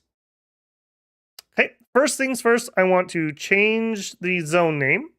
This is going to be the Tower of Babel. We'll name other cities after people in chat, but I get this one. Our capital is the Tower of Babel. Now up here, later on, I would really like to lower how much we're paying our workers, but way too often lately I've screwed myself by doing that early on, so I'm not going to play with that at the moment. I'm going to put 1 credit in the public budget just because it's going to make the town a little happier. I'm going to take my recruit bonus. We'll pay them 1,000th of a credit if they sign up to be a soldier rather than whatever ridiculous amount we were paying them before. I'm going to allow emergency food. And I think that's going to be it for this one. All right, last thing, we have 3 points left. Do I have anything? I can't afford to send a spy. I don't think we're gonna have anything that cheap. Nope, we can't afford any of our cards this turn, so we're just gonna let that roll. We've moved everyone that we can move.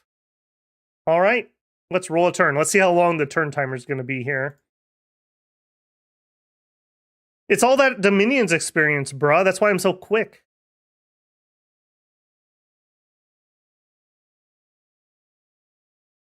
Hell yeah, pay cut, baby. There's a little trick that if you have no one in reserve and you fire the secretary, it'll spawn a new person as the secretary. That's good to know. That's why it costs so much PP. Ah, I see. Raise taxes soon. I can't do that without playing a card, and until I have my council set up, it's going to be very hard to do. Okay, we killed 100 infantry. Interesting. I wasn't watching what happened there. Okay, this is the zeitgeist that's going on where we're getting those free points. I found an ancient and still functioning weaponry. We got 300 Galactic Republic grade infantry. Beautiful. These ruins, we have a chance that they will act like goody huts if we're the first person to capture them. So we got some very, very high-tech infantry here. Look at this. 173 attack. Remember, our guys had like 25. So these are ridiculously good. But we have very few of them, and we can't replace them if they die. So I'm going to actually have him run over here. He's probably going to have to help with this fight. All right, I'm going to go here so that we capture those ruins, and then I'm going to head back to the road. Also, let's turn on our logistics. Oh, we do have it on. So current points, if you don't play mid-core logistics, you have to basically put in like stop signs and push points, and it's very convoluted. It's a cool system, but it has a tendency to break. So the way this one works is essentially we give all of our units maps. So they only will drive where the resources are needed. So as long as we don't see things getting choked out here, then we don't have to worry too much about logistics. They're very, very important. Very, very important. If I click used, these dotted lines are showing you that this unit sent people back to the supply line to pick up supplies. And you can do that, I think it's 5 hexes out in good terrain from where you have logistics. So if I went exploring over here, I would starve to death because I don't have any way to get food out to myself. So we cannot expand faster than our logistics can keep up with us, essentially. And that's going to be replenishment. That's like troops. That's going to be food. That's going to be ammo. And if you have vehicles, that's also going to be fuel. So very, very important that we stay near supply. Let's go through our decisions first.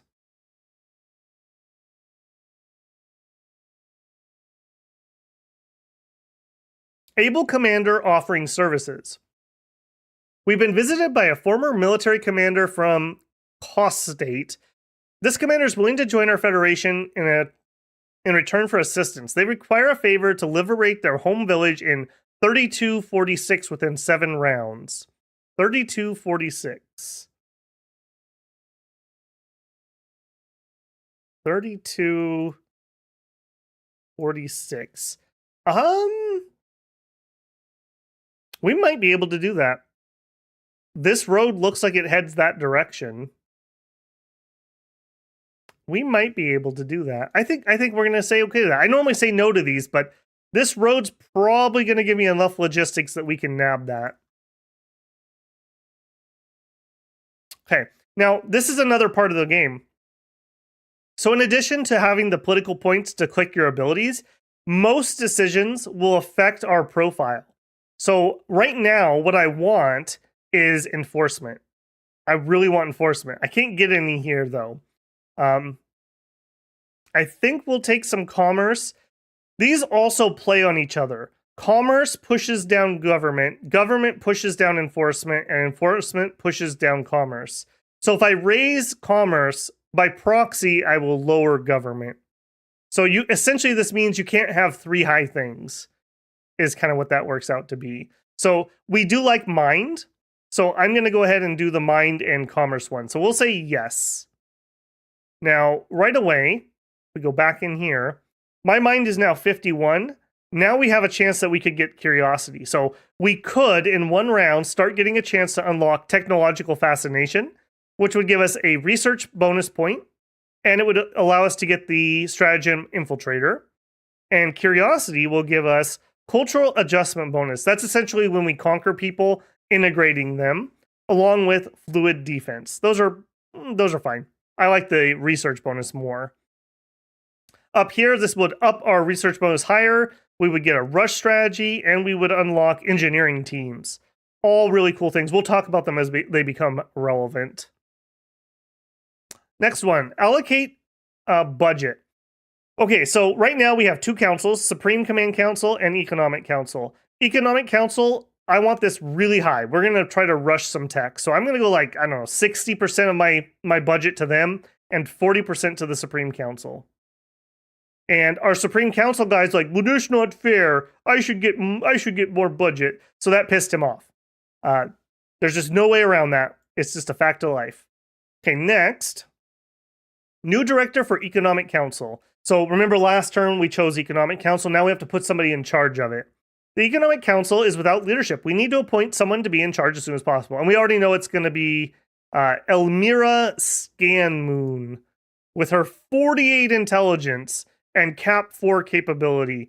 And she's a faction leader. So it's going to be really important for us to keep the armed knights happy. We're going to appoint that.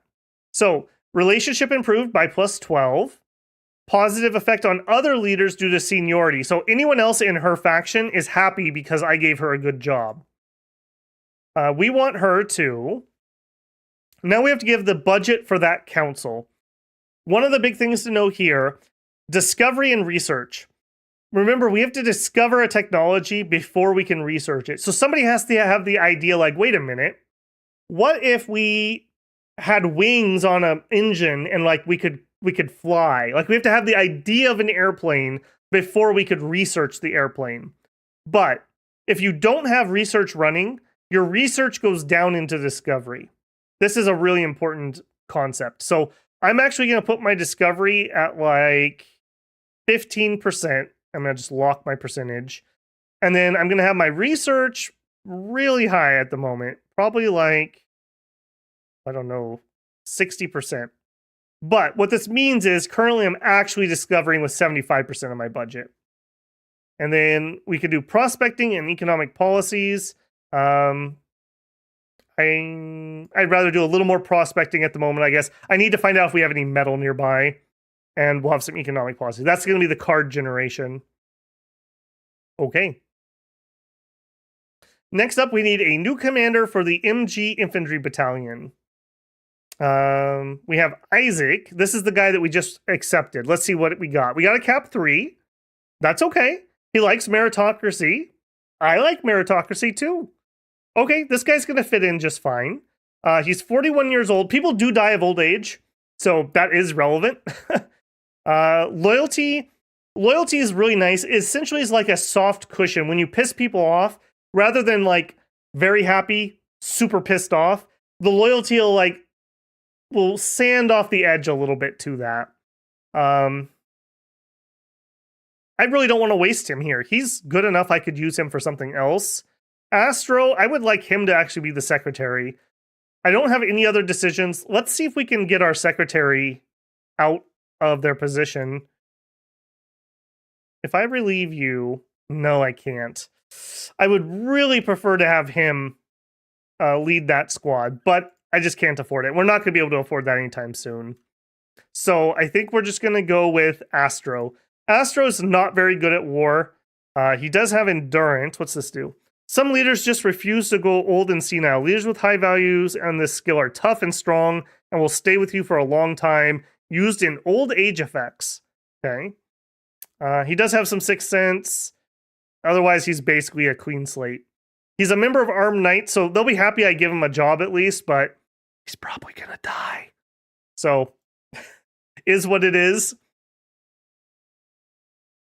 Okay, that's all well and good. Okay, I need to explore around this guy. Holy moly, there are a lot of forces in here. This is going to be brutal. And this is still too close to me. I hate that. Okay, let's continue working on this around. I'm more than happy if they just want to walk away. So I'm going to leave an out if they decide to do that. If they don't, then we will have to go hot. Really, you can't move into those two squares. All right, you come here and you go there. I need to keep them 3 away from my city. So this is too close and this is too close. This is going to be absolutely brutal. They're just going to piss my people off to no end. That's a rough start. That's a really rough start. And they've got, we didn't look at their cavalry, did we? Biped cavalry. Some sort of lizard that they're riding. Great. I must have already moved him. Okay, you. We did promise him to go liberate his city, so I need to concentrate on that a little bit. Okay, somebody's here. What is this area? Cost state. I'm actually just going to bypass them. This terrain's a little easier for me to drive on. We need to get to 40... What, 30, 32, 46? Like right in here. So next turn I might be able to make it there.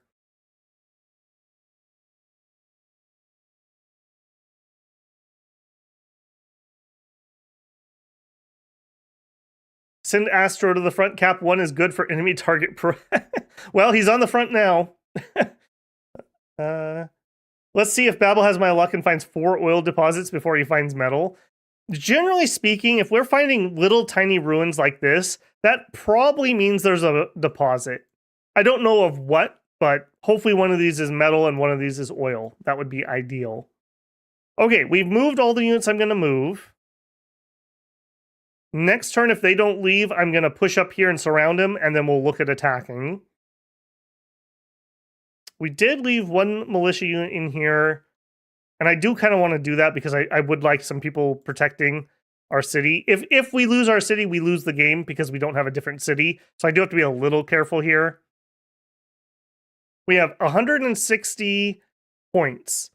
Either I save up and start building a scrap thing, or I could buy a couple metal and we could build a bureaucracy. We're already losing energy. Oh, okay. Maybe that made my decision for me. If I was to build bureaucratic offices, I'd have to pay 10 more energy. That would be pretty brutal. We're going to have to build an organic furnace to make fuel for the time being. It's not that expensive. We definitely could do it.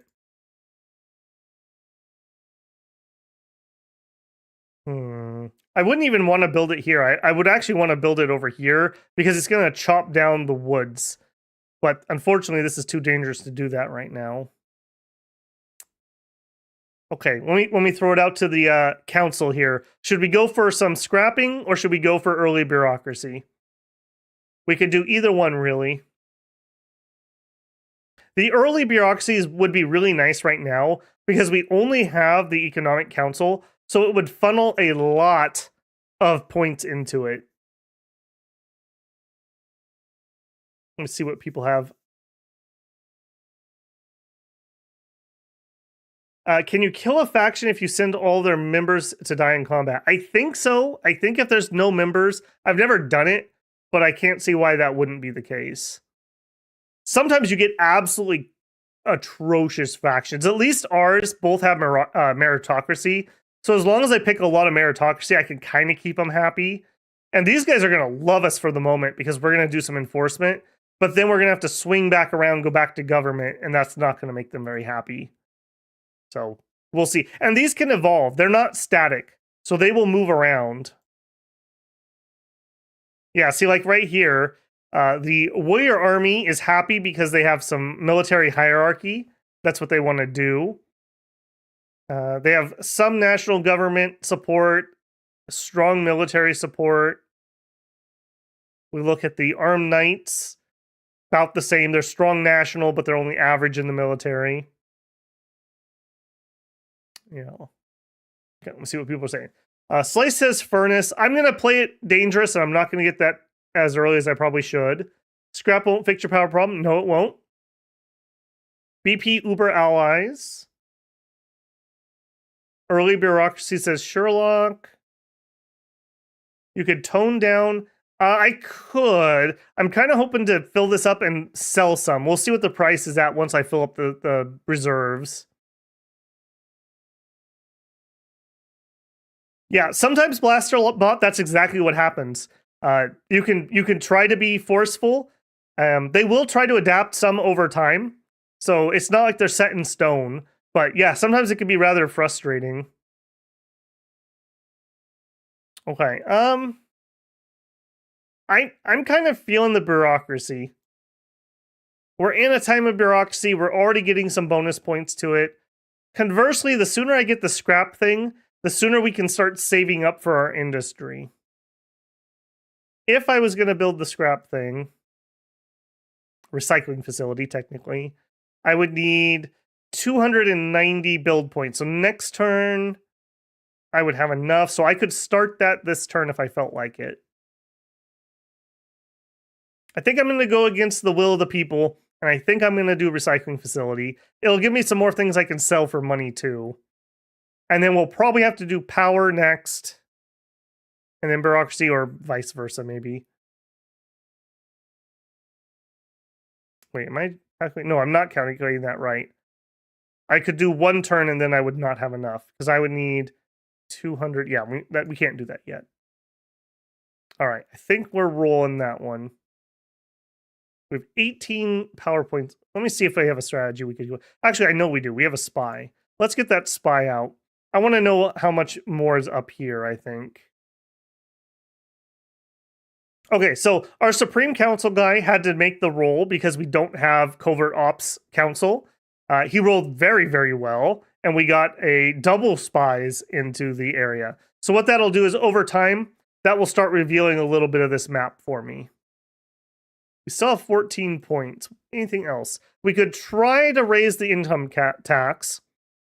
Now, skill roll is admin. 1d100 plus 13 minus 25, and we need to roll a 70. So we would need to roll an 82. Odds are not good that we can roll an 82. So I don't think I'm going to try that. I only have one card, so I don't want to waste it at the moment. None of those are looking good. Nope. We'll save this. This does save up. I don't have to spend them per turn.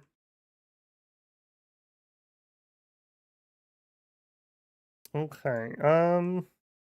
We've already done all of our movement. I think we're rolling.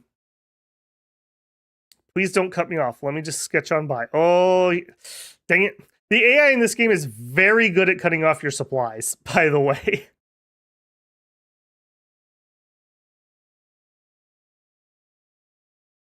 We killed 900 infantry and we lost 100. Oh, we didn't look at where that was last time.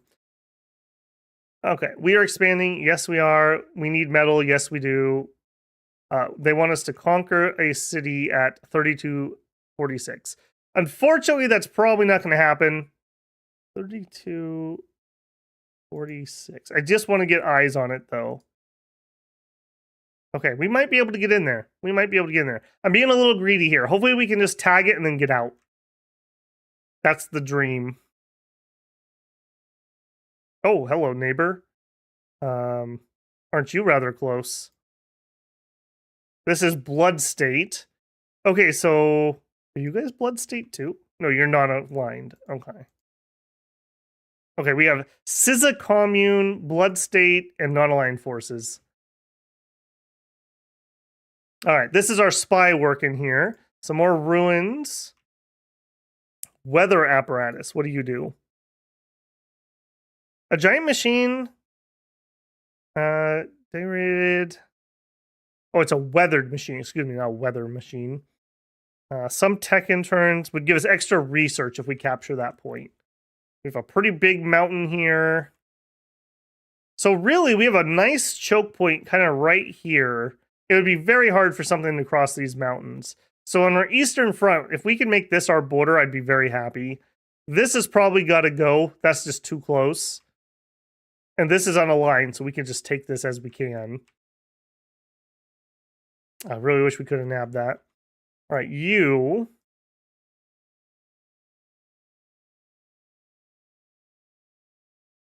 I'm probably going to have this guy stay and kind of guard my western border and have the truck head east. All right, these guys did not decide to leave. We hate that. All right, if that's the case, I'm going to go for the full surround. Now, the way combat works in this, one of the most important things is readiness. So essentially, like, you can't just like run up to a fight and then instantly enter battle and expect to do rather well. So readiness is like having the right supplies, having the right plans, everyone coordinating and knowing what they're supposed to do, just generic being organized. So 100, I believe, is the max normally. So at 99, that would be pretty good. Most of our guys have been sitting here prepping, so I actually am kind of ready to attack. This guy's only at 84, so he may not be something I would have join this. Let's see what our odds are looking like. So this is the interface for attacking. You do get a bonus from all of these different things. One of the bonuses is for concentric attacking and for being in the same squad. So this guy was my initial one, so if I did this guy, he's worth a lot because we'd be attacking from opposite sides of the square. So 1.6 to 1 odds of actually winning. That's not great. 2.4. 4.8. Okay, that would actually lower my chances. Why? Right here. Readiness modifier, because he wasn't ready. What else is going on here? Maxed attack. We have too much saturation. Okay, so if we send him, we're getting far too many troops. So, like, there's a greater chance we're going to have friendly fire, essentially. So, ideally, these 4 guys would attack. That gives me a 4.8 to 1 odds of winning. Now, there are still tons of rolls that happen, so don't take this as gospel. What else do we have here? We get 100% bonus from multiple angles, essentially, concentric bonus. We have some experience modifiers for attack and HP. We have a little bit too much saturation here, but I think I'm willing to take that. Leadership skills on hit points and attack. All things before that summed together. That's fine. All right, let's do this. We don't have anything fancy here. This is just wave tactics. Okay, so there's a lot going on this screen too. So every round, units will spend AP to attack. So all my units had full AP, so we didn't even spend all of ours. If you get to 0 AP, you pull back from the attack, essentially. In the first 2 rounds of combat, you have to basically charge the enemy if you're the attacker. So they get a couple rounds of basically just kind of shooting at us. Luckily, these guys don't have artillery or anything, so that wasn't very withering fire. What else do I want to say here? We don't really have any special unit stuff at the moment, so I don't really have too much to say about that. Because I had them surrounded, because they retreated, they're auto-defeated. So that's why I was going for the surround. Now I've just wiped out all of these troops, and we lost 2. So we lost 200 guys. They lost 200 guys. The white letters are hits. The red letters are kills. So these 2 cavalry units are what got their kills. For us, this unit right here got a kill, and this unit right here. And you can go into more detail. So if I click on, what is it, textual? No. This is just the battle report, essentially. So overall, concentric attack modifier was up. They didn't have any terrain, or we didn't have terrain bonuses. We had a readiness penalty ever so slightly. We had some experience bonus. They had bad readiness, but they had some terrain bonus. Essentially, they were dug in. Oh, that's not really what I wanted. Give me history. Oh, nope. I don't think I can get back there. There's another screen we'll look at that shows even more combat detail. That was a great fight. That was really, really good. Okay, but we've lost some troops. So we're going to go up here to replenish troops. We need to replenish 200 infantry, and I think we lost these machine guns the turn before. So let's make 200 infantry. Let's make 100 machine gunners. And then next turn, they will ship out. You can have extras, and it's a really good idea to have extras, but we are so tight in our economy right now, I'm not going to do that. We're going to have just-in-time reinforcements. Military loves stuff like that. You love not having enough men to fight. All right. We're going to do the same thing to this guy, essentially. I'm going to work my way up there. We're going to start surrounding him. And then if he wants to walk away, I'm fine if he just wants to walk. And if he wants to fight, well, that's his prerogative, isn't it? There we go. So we have 3 units here. They're going to go and surround him. We'll just hold him in place. This guy's holding the road. The AI is really good about clipping your supply. Really good at it. So just be aware, if you're leaving roads open that you're counting on, this is exactly what they're going to do to you. Okay, anything else there? No, I don't think so. Threat of war. President of Costate, I believe that's you, right? No, that's Bloodstain. That's Costate. Has contacted us that his forces are ready and willing to invade us. He noted, however, that a reasonable payment of 400 credits will buy them off. Will we bribe them? No, I don't really want to bribe them. 400 credits is half my money at the moment. We're probably going to war with this guy. There's probably not a lot we can do about that. So, no, we will not. There's a very strong chance they're going to declare on me in a moment. So we need to finish this like now so that I can deploy over here. Okay, building wise, we're at 197 because we had to do some production. I'm going to have to remind myself. If I did want to do this, I need 290. We would not be there next turn. Card wise, don't need our junior. Nope, we didn't generate any interesting cards. I think that's it for this turn.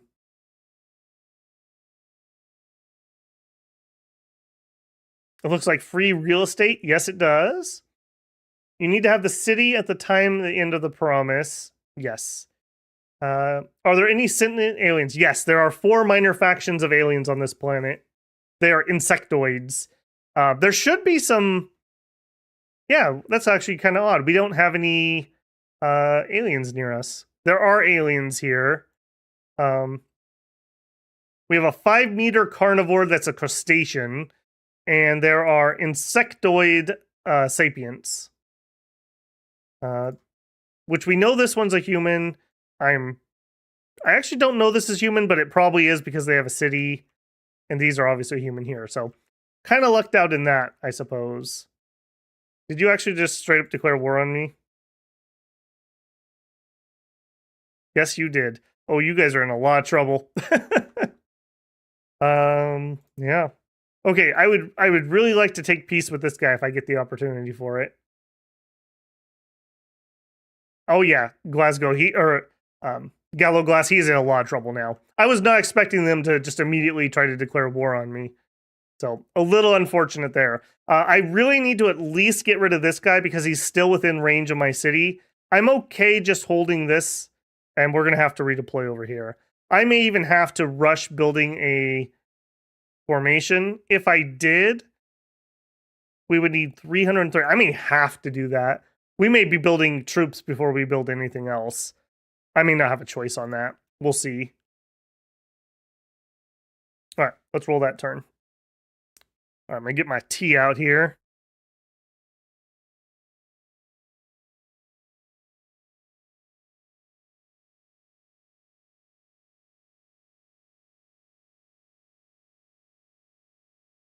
All right, they did cut that guy off pretty heftily. We got to get out of there.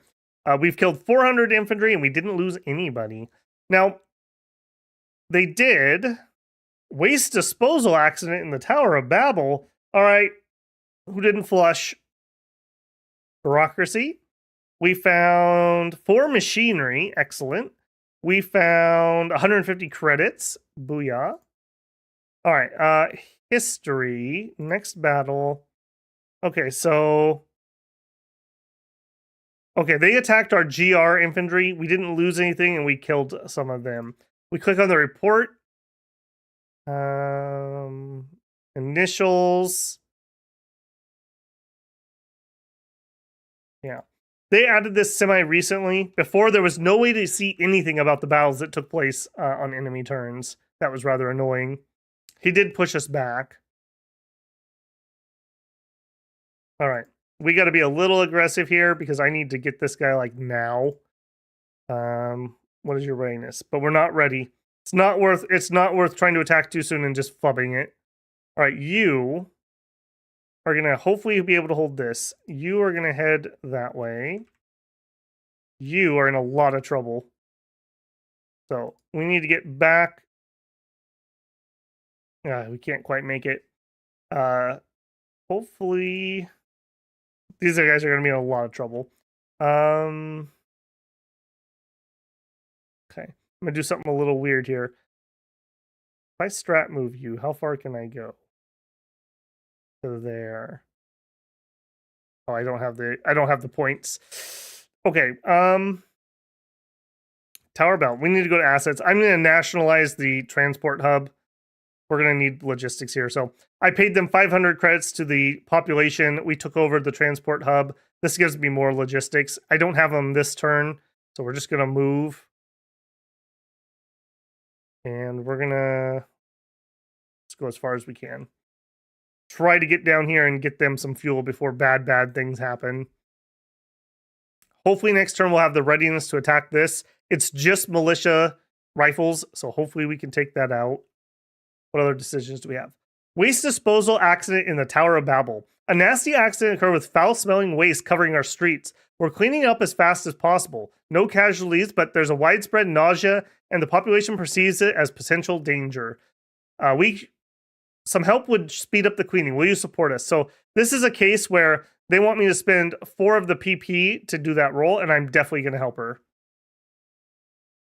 Made a medicine roll of 38, plus 50 from my support. We got an 88, plus 7 from our enforcement profile for a 95.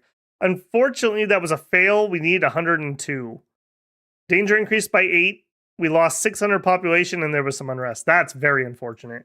We have really bad danger problems at the moment. Like really bad. That is unfortunate. All right, you guys.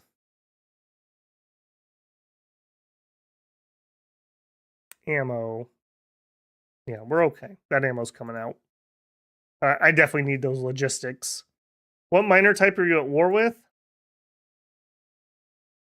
Scavengers. We didn't know that until just now, though. And these guys up here, I think, are nomads or free folk.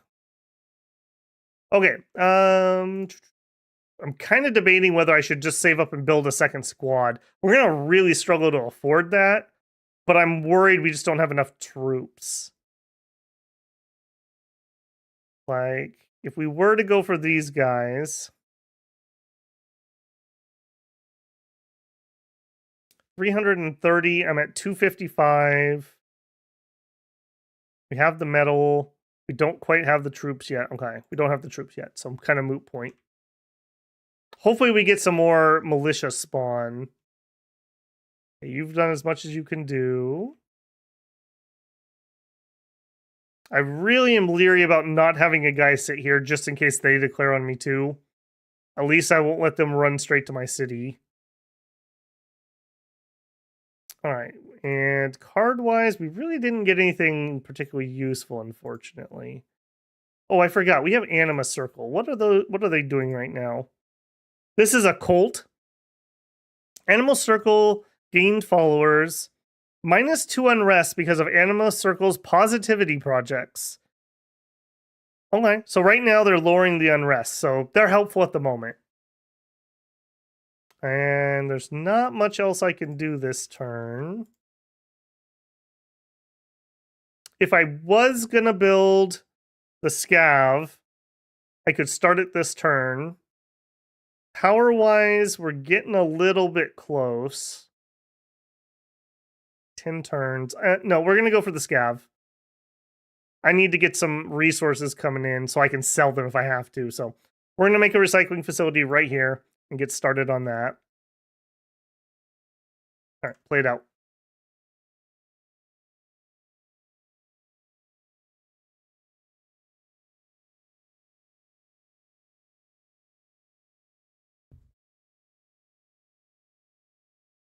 We suffered no losses. Okay, we found a fuel deposit.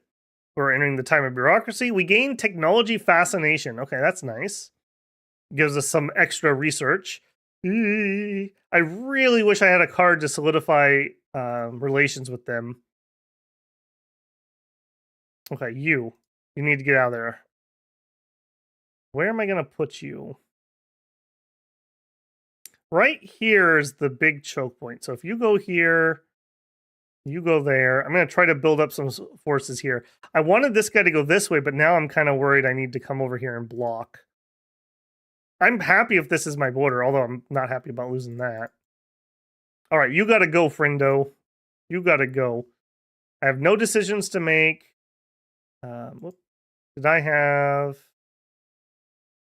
What am I doing here? Did I have a strat card I wanted to play?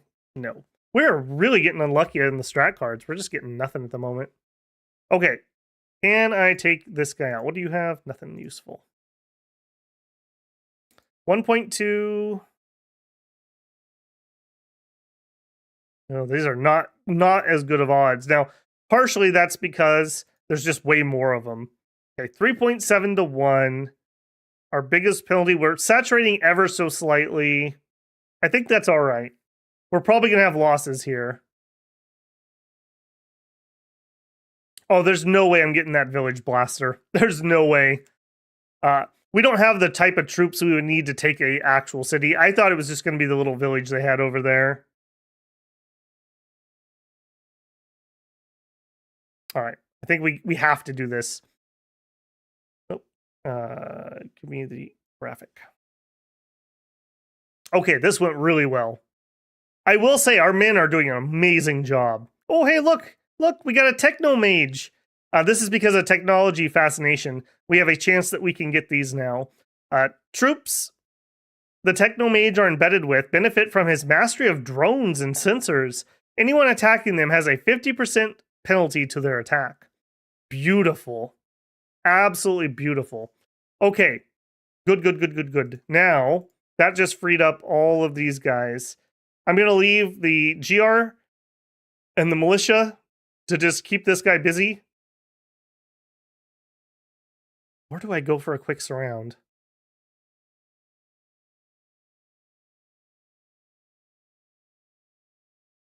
No, I don't think so. We're just going to keep him busy for the moment.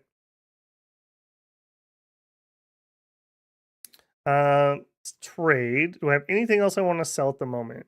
We could sell some oil, but see, I'm using oil to move my vehicles around. We could sell metals. I'm going to let that price get higher. We could sell some water for an okay price. I think I'm okay with that. Get it while we can. Food-wise, I got to be careful here. I don't think I'm going to sell any of that at the moment. Okay, that's those people. You come back towards the road. Oh, who's building something here? What's this? Apparently, are you guys building that? Apparently my population is building their own ice mine, and they're building it here because it's snow, so they can just mine the snow essentially. That's fine. I don't care if they do that. Here's that oil we discovered. Kind of in an awkward spot, but not too bad. 1, 2, 3, 4, 5, 6. Okay. Building road through hills is very expensive, so I'll have to build a road through here, but that's fine. We're okay on ammo. We're okay on fuel. Yeah. It's about as good as we could have hoped for. We did lose a little bit here. Unfortunately, I think we lost a couple trucks. Unfortunately, when we ran out of oil, but that's okay. We didn't get any stat cards that we want. I think that's a turn. We're almost with enough. 2 more turns, we'll have enough troops to raise that regiment if we want, and we may have to.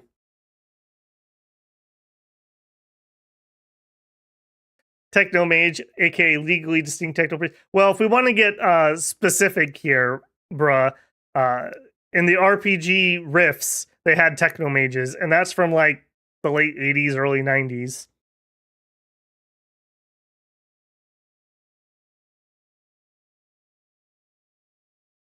Okay, we suffered no losses, not surprising. Bureaucracy. Oh, you jerks. You absolute jerks. Okay, Hmm. Mm-mm-mm. And you. Everybody rush in my capital. One, two. Okay, you are too close now. All right, you are going to have to protect that. You're going to block him.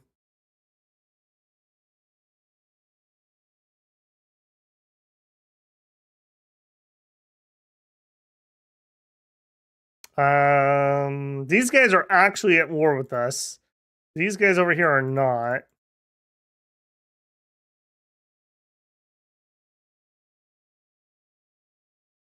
We are in a lot of trouble over here.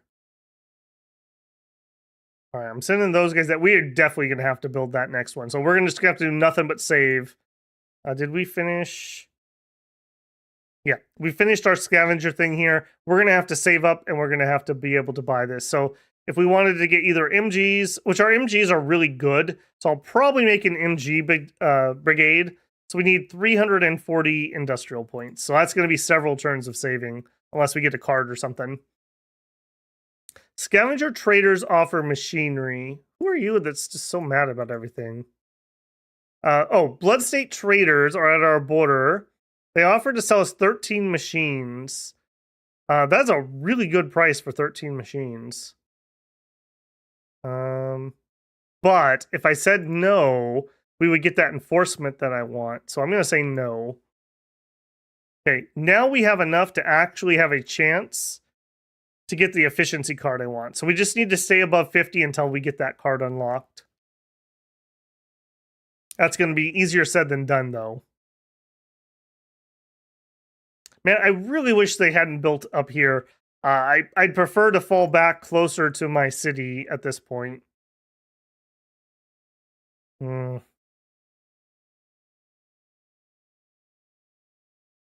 Water is good. Water is based. Isn't it a weak acid and not a base? Yes, water's slightly acidic. I think swish on that one though.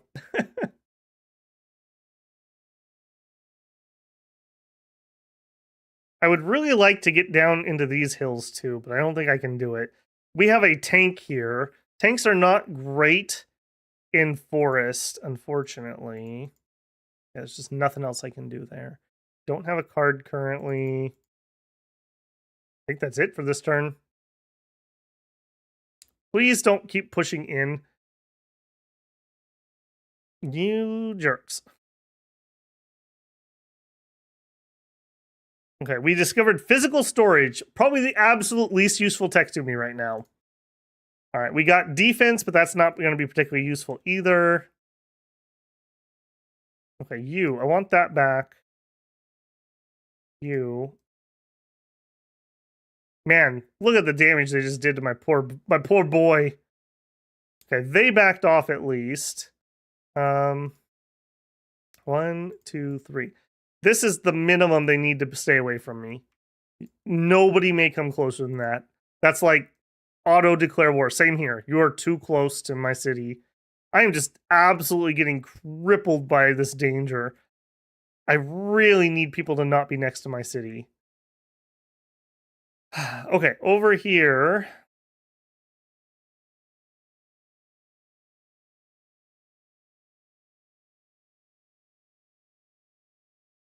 I think you're fine right there. I'm going to try to make a line here if I can. 142, so we need what? 5 turns, like 3-ish turns until I can build that. But I also have power coming. We're probably going to need to do the power thing, as much as I'd prefer to get the troops. And I'd like to build it right here. I could do it there. Reason being, it's going to chop woods around itself. If I build it here, we only have 2 squares worth of fuel. I'd much prefer to build it here or here and have way more fuel. I would have to build a road to there, though. I don't think I can afford that. I think we have to just build it in the city. What are you going to cost me? 115. We could just build it right now. 150. You know what? Let's just take care of that before other problems rear their head. Do you want me to research physical storage? No, not at the moment. Find something better. A minor worker strike. We're just going to pay them off. That's unfortunate. That's because of that danger we're getting. They want to trade more machinery? No, I will take some more. The higher we get this, the faster we will get that unlock. That being said, I also don't mind getting some intelligence. No, let's go super hard in that, because we're gonna pivot away from this once we get it. Sooner the better, and then we can go back over to government and make people happy. I really don't want to leave that spot. I guess you can take that for now. That's a little dangerous. Okay, our organic furnace is done. Next turn, we'll start getting power income.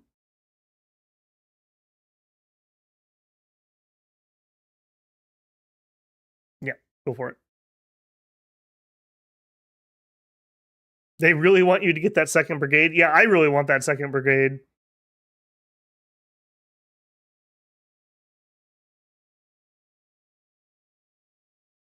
We killed 100 and lost 100. We discovered water deposits. Bureaucracy. No, oh, we have open contact. Okay. If I could just push them back. Now they're just too close, though. I can't make peace with them this close.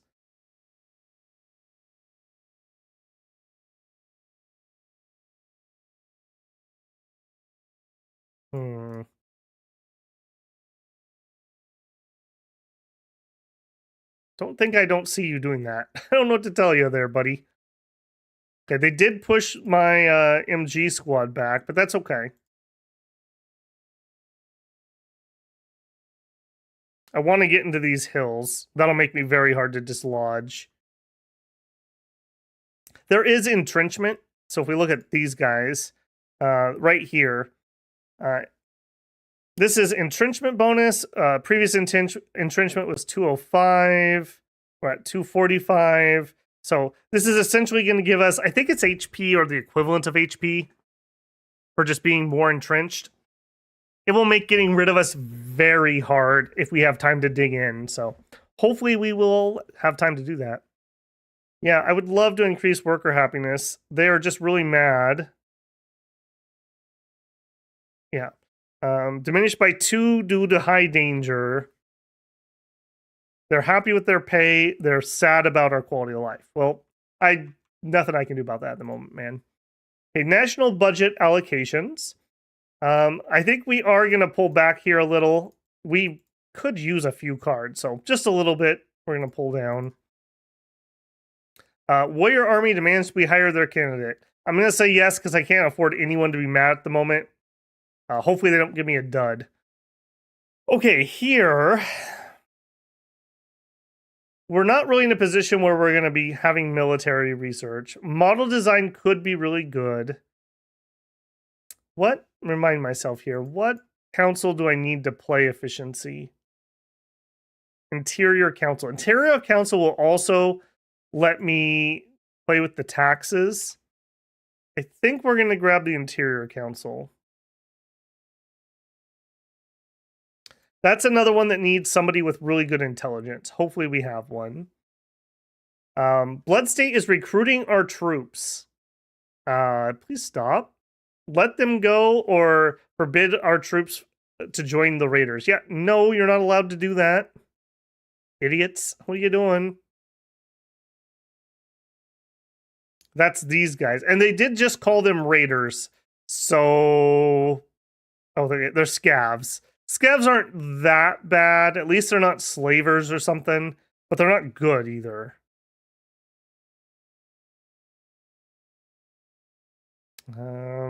Really don't want to kick this off.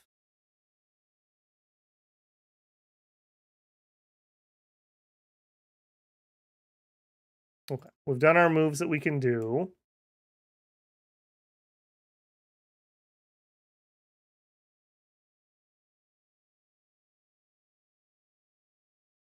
Let's go War 2 front. I hope not. Like I said, it might be a short one. We'll see.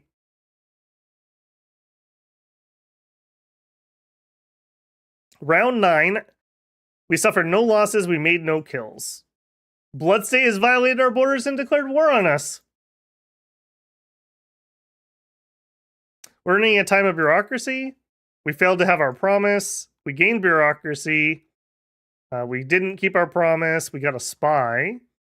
All right. Yep. All right, you, I'm going to need your help.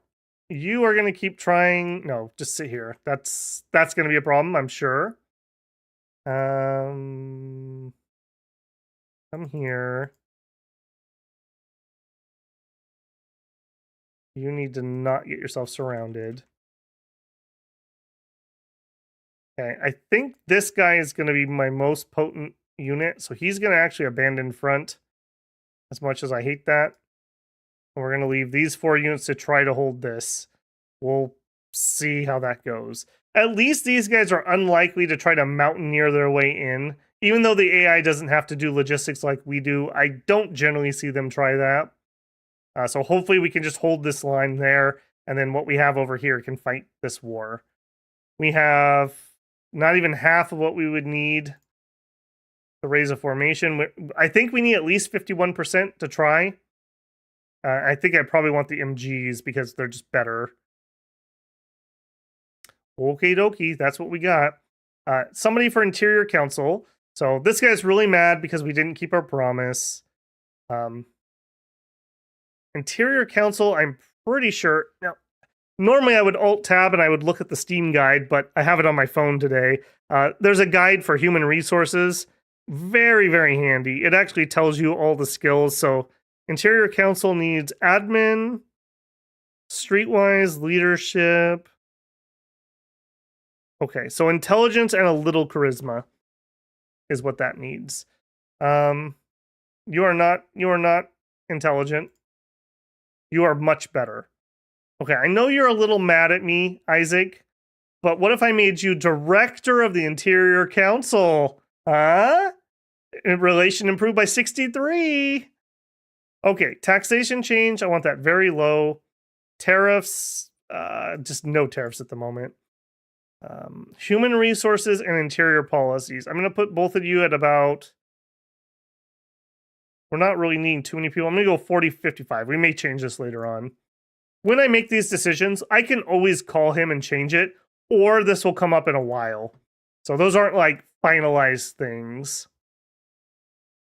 Okay, we can open contact after. Neither of those is going to help us. We have a spy. In fact, might as well play our spy. Give me this one. Nation, we need to increase income tax. We need to roll a 70, and this guy has a D100 plus 20. Give it a try. We did not make it. That is unfortunate. Decrease income tax, not happening. I'm going to scrap that card. You could scrap cards, and you could spend scrap points to get new cards. It can be really good sometimes. I'm never going to use the GR coding. I'm going to scrap that too. No, we're not playing that anytime soon. Just checking what we might do. This is literally not usable at the moment. We can't quite get a card here, but maybe later. Okay, can I...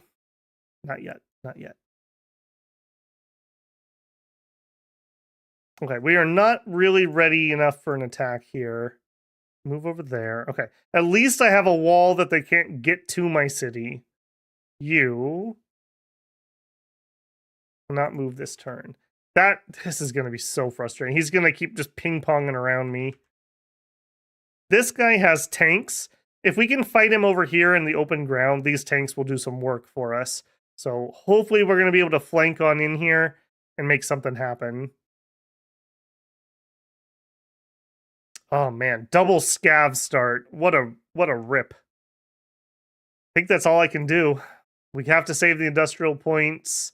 I'm okay on money. You know.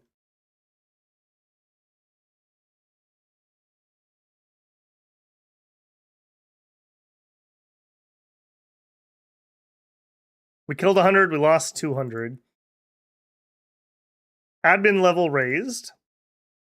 A GR Phantasma. We found an intact GR Recon buggy. Exit Recon and hide. We may actually play that card. I may need that unit. We can have Pacifist Scientists. Radical Scientists. Protest for disarmament.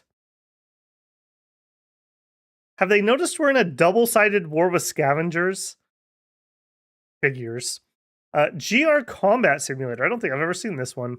Finding a way to get combat experience without actually biting the bullet. And a Boomtown. Volunteer Drive. That may actually be vaguely useful. And a Spy. Alright. Step 1. What did we see? Okay, he's right here, which we already knew. And this isn't desert. These tanks may be our savior. We may be able to do something here. Alright, let's immediately send this spy to these guys. We did it. We got double spies. Alright, what are our decisions? Ultimus wants to organize a party. Oh my. So we have a worker strike. We have hippie scientists that want us to disarm while we're being attacked by raiders. And my governor wants to throw a party. She's probably going to fiddle. You know, things are burning. You got that song in your heart. All right. I feel we don't show enough gratitude to our veterans. My plan is to organize a grand party for all of our veterans, including a parade. I'd like to support this effort with my own humble means and leadership. Okay, she's not asking me for money. If I raise government, that's not going to change anything. Nor will the heart. It's going to make people that are important to me happy. I think we're just going to say yes. Sure. Yeah. Have a party. Have a good time. Thank you for not asking me for money. I appreciate that. Okay, a new policy speech. Raise bureaucratic assets to level 2. That'd be so easy. If I just build the bureaucrat building, we could complete that. That would be super duper easy. Raise our industrial assets. We probably will not be able to do that while we're fighting a double-sided war. We're in a bad spot for that. Get more leaders. Also super easy. I think I'm going to say the bureaucratic one. We can make that happen. Protests in the Tower of Babel. Okay, now meritocracy roles are really, really good, but they rely on our people to actually not suck. So we have a 1d 100 plus 45, and we need to get an 82. So we would need to roll what? 40, 37? We need to roll a 37. We can do that, right? We can do that. The people in the Tower of Babel have been on the street to display their displeasure with their living conditions. They're disrupting the local order and causing unrest. All right. Calm them down. I think she's the one that makes this roll. I'm almost certain. All right, Lacey, I believe in you. I believe in you, Lacey. Calm them down. I went out on the street to parley with the protester. Oratory roll of Ultimus is 65 versus difficulty of 82. We failed. Okay, yep. Gotcha. All right, tanks, move into position, please. Now, their readiness is not bad, but they don't have any AP. So next turn, they'll be able to fight.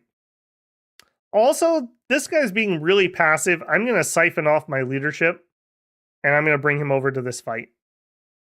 I see he did push me back here. Get back in there. And you two. Okay, we're just chilling. What's our danger up to? 40! Perfect. Yeah. Riots will continue until danger ends, unfortunately. And we need to make some replenishment. Would be good there. And maybe we could pull in 60%.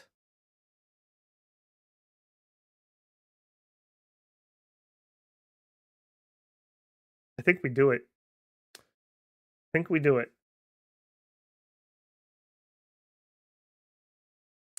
You can use those too. That's fine. You don't actually... No, don't do that. Raise the formation. All right, what I'd like for these guys to do is they're going to take over this front because they're my greener troops, and we'll have our somewhat experienced guys come into this war. That's the plan, at least. Do we have a leader that is free? We have Dexter Krypton Lord. Dexter Krypton Lord. As you do. With a jaw like that. Hey, he's got 29 more, though. Alright, he's going to be the leader. MG's decimated your ammo stock? Yes, good call. Well, we don't have any... we could do, like, one. We'll have to come back to that. Supervillain material right there. Generally, I actually like his new portrait generation, but there's that weird neck thing, and then there's one really weird gray beard that isn't, like, properly attached to a face. Lost 100 infantry. Of course we did. Gained curiosity. It's not the efficiency drive I'm looking for. Okay, bureaucratic push is useful to me. Reduce unrest. I would love to reduce unrest. Yep. That is a thing I would like to do. You are correct.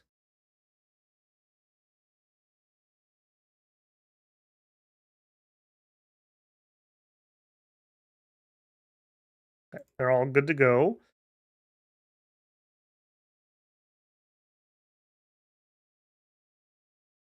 I'm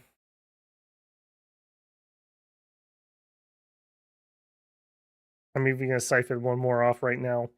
I'm a little sketch having this hole in my defense.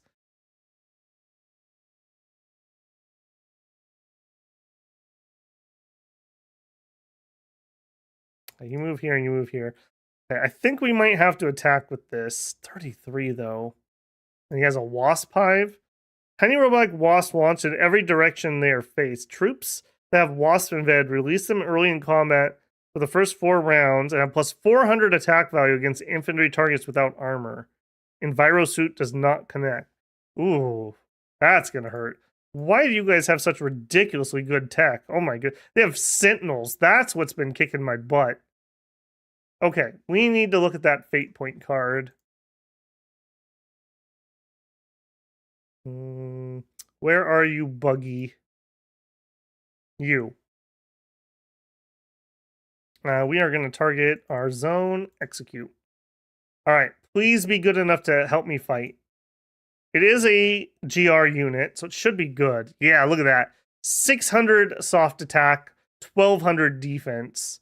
All right. That probably is going to save my butt. Ultima wants to be in charge of propaganda.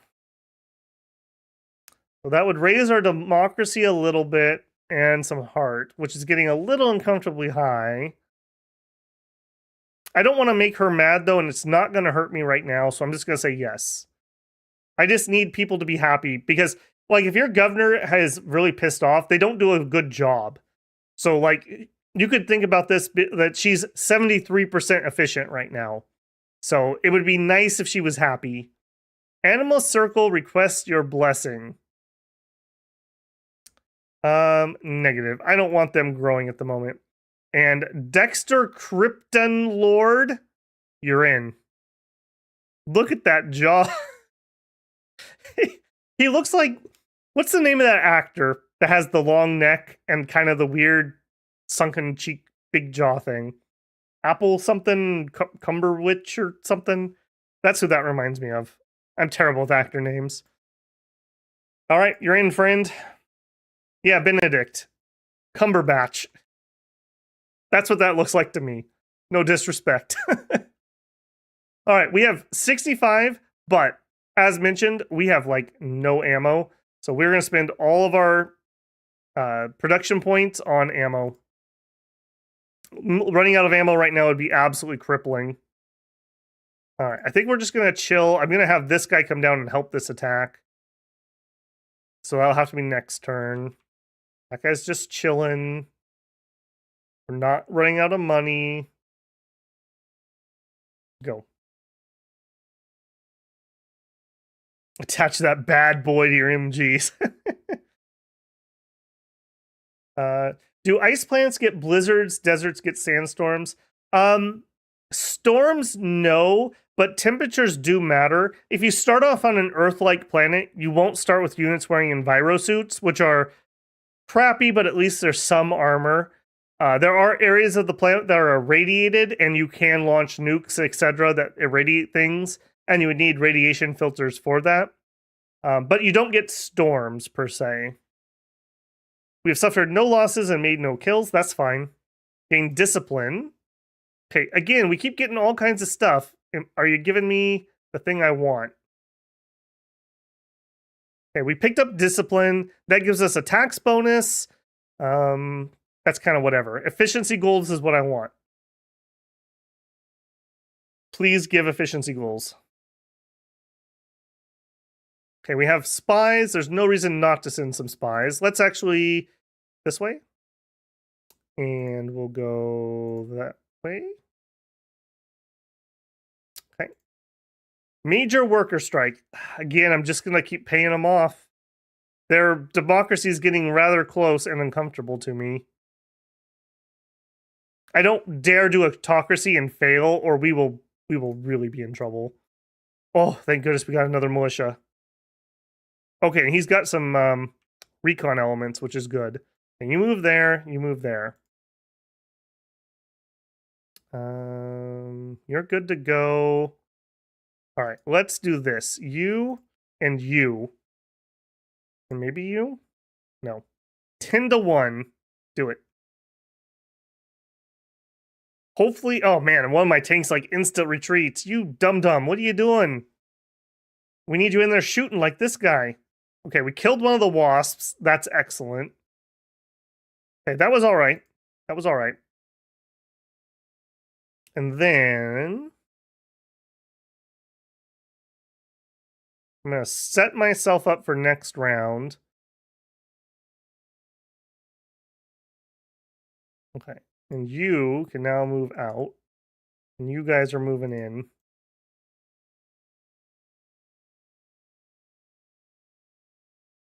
I don't want to give up this position without taking it with another unit, so I'm not going to move him yet. Okay, over here.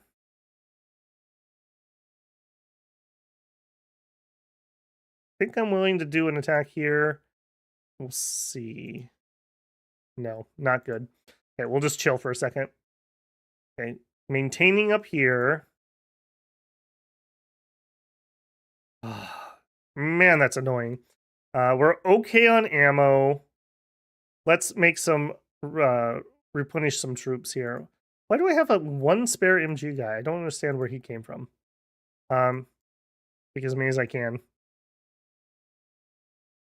And those will slowly ship out to places that need them. This is going to be pretty safe now that I have a full squad here. Unless they have tanks, which I hope they don't. Then again, if these scavs have high tech, they probably have them too. You moved as far as you can. I don't want you on the front line.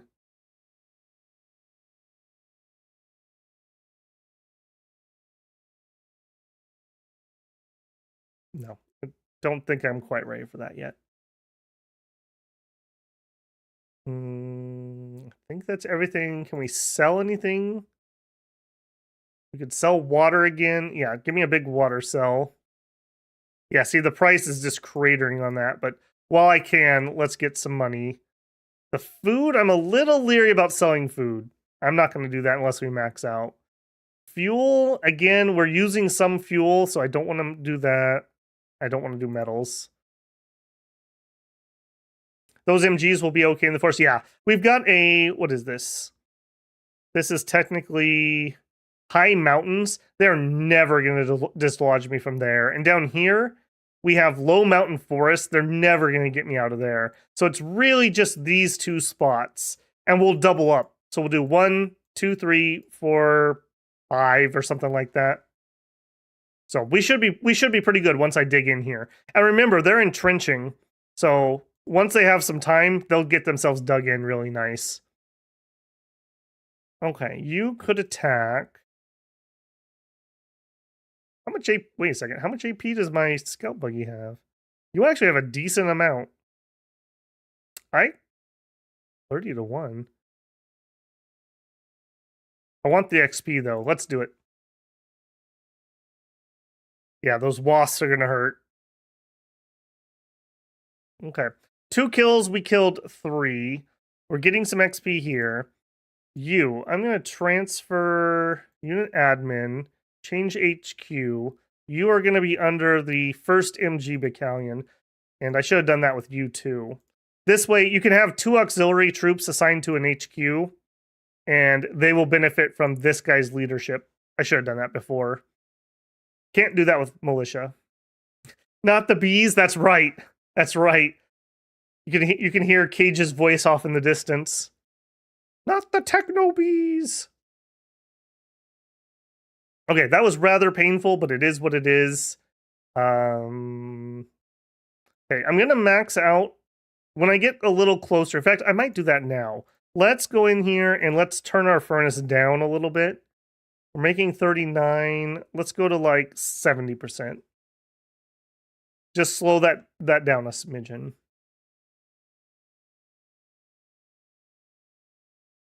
Nuclear attack bees.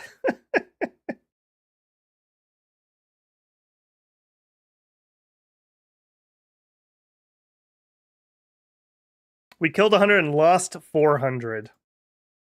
It's that walker, I bet. Capable supervisors, accomplished envoys. Not what I'm looking for, though. Not what I'm looking for. Protection, bonus, shadow spy, ask for help. Yeah, I would love to make some industrial points. Stop messing with my stuff. Okay, down here.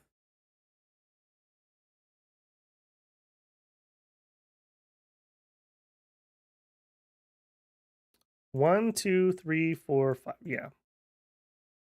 You can leave. You get in there. Now the question is, do I want this guy on the front line? He's 500 guards. He's safer back here. I think I'm just going to go for safety for him. I think I'm going to go for safety. And we're just going to maintain this position here. Or I may have this guy pull back one. We'll see. I'm pretty happy with that, though. That means I have more people on this side that can do stuff. My tank at? You guys. 2,100 scavs. And they have bees, so I would really prefer the armor attack them. They're just going to get free kills on troops. Okay, that one tank is doing excellent. Also, the GR scout. Okay, we killed some more bees. I don't know if we can actually finish bees off. Like, is that something that dies? I'm not seeing them here anymore. Are we free from the bees? You move here, you move there. There. I want to try to corner this guy so we can finish him.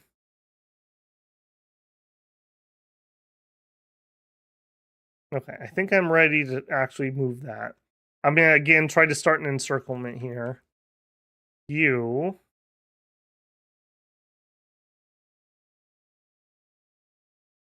We actually have a little bit of artillery here. Artillery is very straining on my ammo. Let's try one. Let's just see how they do.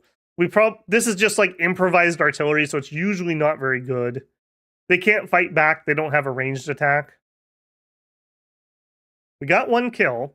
So there's units here we can't see because we don't have enough recon. So we got a kill and we got some hits. This is XP if nothing else. That's okay. It also is really good for lowering their readiness and breaking their entrenchment. So artillery is very, very helpful. Very, very helpful. Is the game sound off for a reason? You guys should be getting some sound. Are you guys not getting any? Hang on. We're gonna chance an alt tab.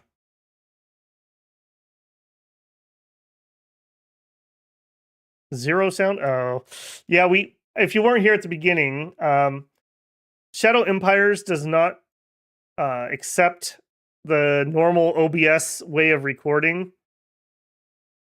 And I betcha if I go in here, streaming, audio track. Hang Hang tight a second. I can fix this. I can totally fix this. I need to see... Not that. There's not a ton to hear, if I'm being honest with you, but there should be some sound. Okay, desktop is on channel 3. If we go in here, stream settings, audio.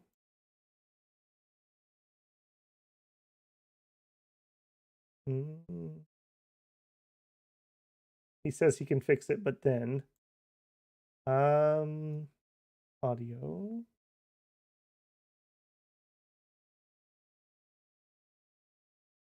I don't know if I can change that at the moment. Can I change you to...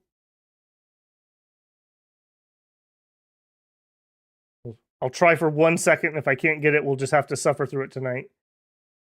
Desktop audio. I bet you it's that button right there.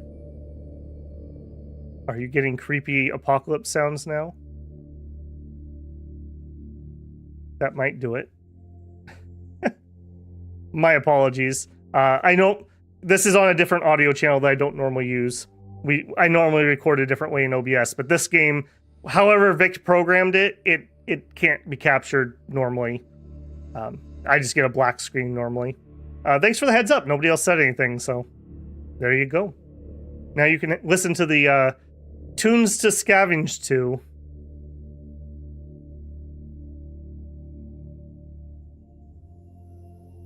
It's going to be very quiet. And it's also going to duck when I talk, so.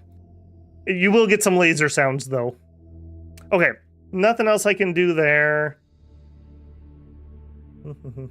We can just make up our own sounds. That's right, just start going pew-pew and zap-zap.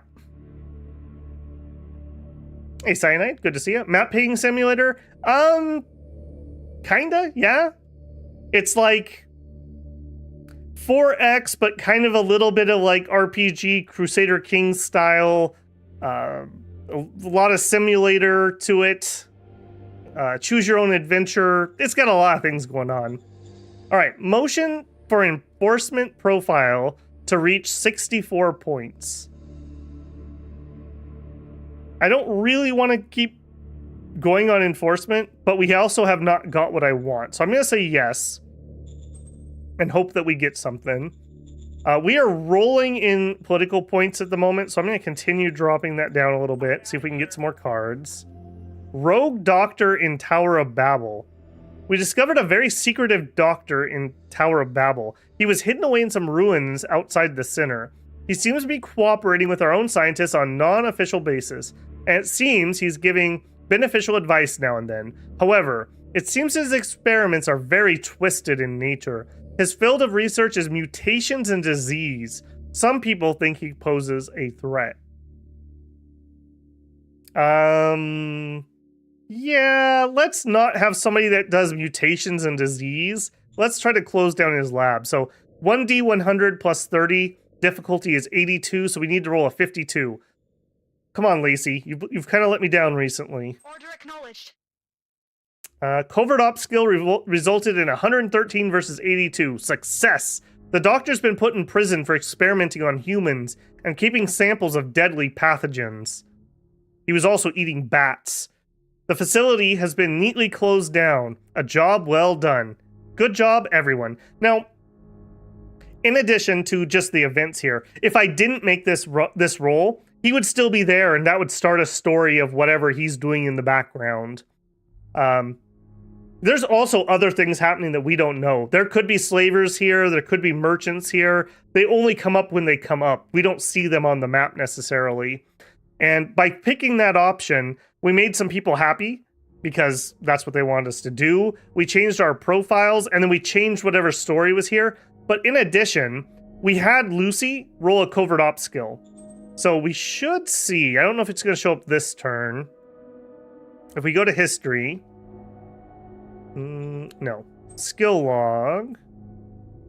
No, it's not in here yet. But it'll show up that she made a roll on that. That gets her experience. You don't get XP unless you're doing something. So by having her make all these rolls every turn, and then that was an additional one, she gets XP.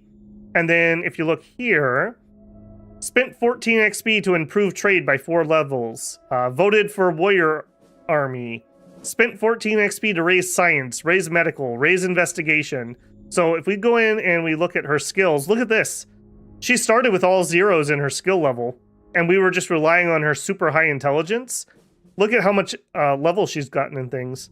She's been using oratory. She's up to 11. Here we go. She just made a covert ops skill. So she doesn't get skill for rolling it, but she might consider spending XP to raise the skill. We kind of lucked out there. She's got 60 war. So she's actually not terrible at covert ops either. This is ridiculous, a cap 5. It's been like months since I had one. Making some survival rolls. Why are you doing that? Reduce hunger? Okay. Some agriculture. Here's another one. Like, let's say she dies and I get a crappy governor and he keeps rolling bad agriculture. We would get less food. So your characters are very important, and keeping them happy is very important. Like, I really wish she was happier with us. She's only at 67, but there's not a lot I can do about that at the moment. Okay, good turn so far. We have 71. We still need a lot of reinforcements. We just got to do it. This really sucks. This is not how you want to open a game. You want to fix your power, get some income, and then build industry. And somewhere in there you want to build bureaucracy. We have done nothing except for fix our power, which apparently I can't turn down that far. Let's change that while I'm here. Nope, not you. You, 100%. And we built a scavenge yard. So we are not doing particularly well advancing at the moment. Okay, that all said, okay, I think we're going to attack there. Yeah. You go in 38 to 1. Do I want to bring in... Wait a second. Why can't I bring in... Oh, you. What's your problem? Oh, your readiness is really low. And your AP is really low. Okay. So you... We still have 60 AP. I think I'm okay to attack here. We're really, really leaning on this. If this gets killed, I'm going to be very sad. Okay. He got a kill. He got a bunch of hits, and then he retreated. He did some damage. He got a kill. That's totally fine. I see the bees are still there, though. Oh, there they are. They're in the second stack. Okay, you cover him. I don't want to take a chance that they get to kill that. And you are probably going to go help shore the top up. No, you're going to go capture that little town. Not this turn, though. Yeah, 27 danger. This is horrific. I hate it. That's the turn, though. Only 26 too. She's going to stick around. Yeah, I hope we get personal guard. I would love to give her a personal guard and some GR armor. We killed 200. We lost 200. Okay. We're in bureaucracy. Emergency tax, maybe. Governor convention, spy, some field training. Okay. That's all well and good. Yeah, this is where they are killing me. All right, I need you to go grab that, and then you're going to have to go take over for this. He's going to die soon. I can't do anything to reinforce militia. They spawn based on the militancy level of the zone. So we are at 65. So hopefully they'll pop out some more free troops for me. I'd love some more improvised tanks, but I can't really do anything to affect that.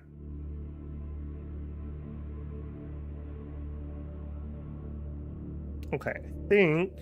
Yeah, look at this. He's building a battle line on me. We're going to roll him down here, though. We're going to go in with just this unit. Yes, sir. We're going in. 2 kills. If we lose this, I'm going to be so screwed. This is literally saving my butt. Okay, that's exactly what I wanted. Now... Okay, I'm going to be... Maybe very greedy here. This is getting too far away.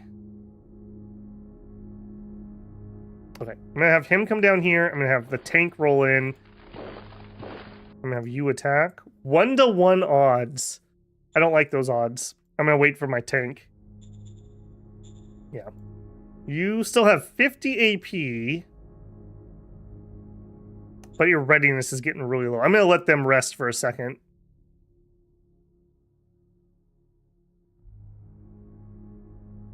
Yeah, man, we are getting banged up here. You were to attack 1-to-1 odds. 1.2. Didn't actually help. 1.5. I'm going to do it. I really want to push them away from the city. I would be much more patient if they weren't causing all this danger. Yeah, here's the stupid... This walker's what's getting all their kills. Walkers are really... This is like a mech. Like a giant combat mech. Okay, and push up.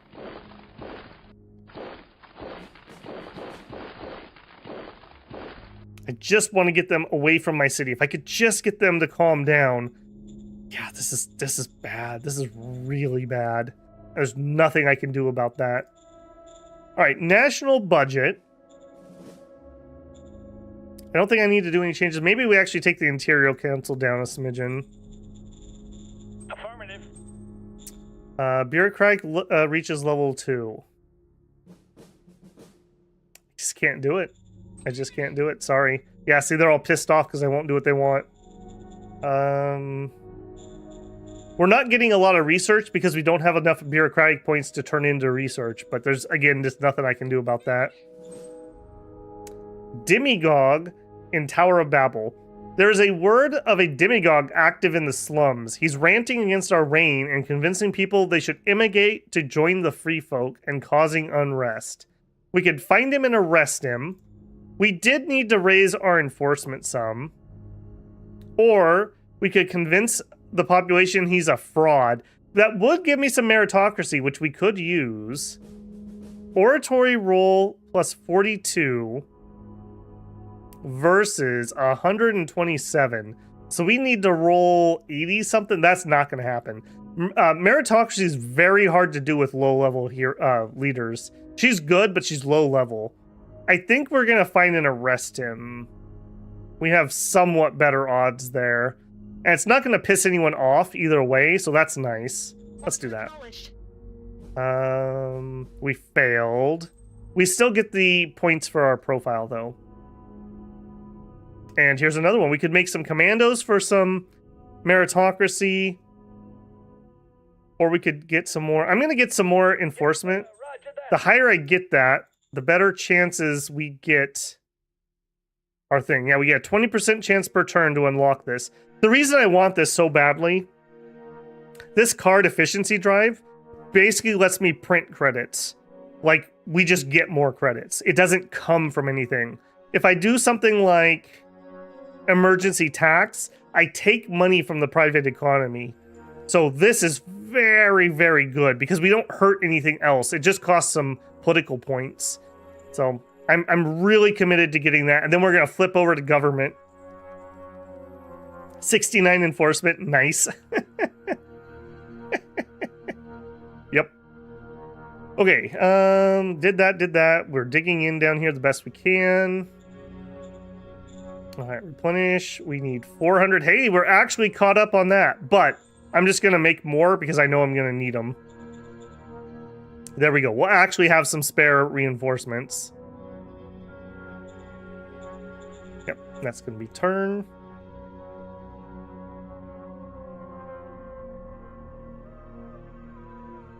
Ammo, okay. I need to double check the ammo. Oh, I missed your goodbye, bruh. I will talk to you later, man. Your GR is using power for ammo. Yeah, I believe it is. We can check that. We killed 300. Beautiful. Found some more fuel. Profile in enforcement is 68 points. That's higher than our goal of 64 that we promised. Yay! We found sealed roads. Oh my goodness. So this is essentially paving roads. Literally, we found the two most useless techs to me at the moment. Literally anything else she could discover would be more useful. Hey, a zoo project. Okay, that's actually something vaguely useful. We actually just got a couple good cards there. Let's do our decisions first. Motion that bureaucracy becomes level 2. Okay, I'm gonna say yes. I cannot afford to piss all these people off completely. A new org.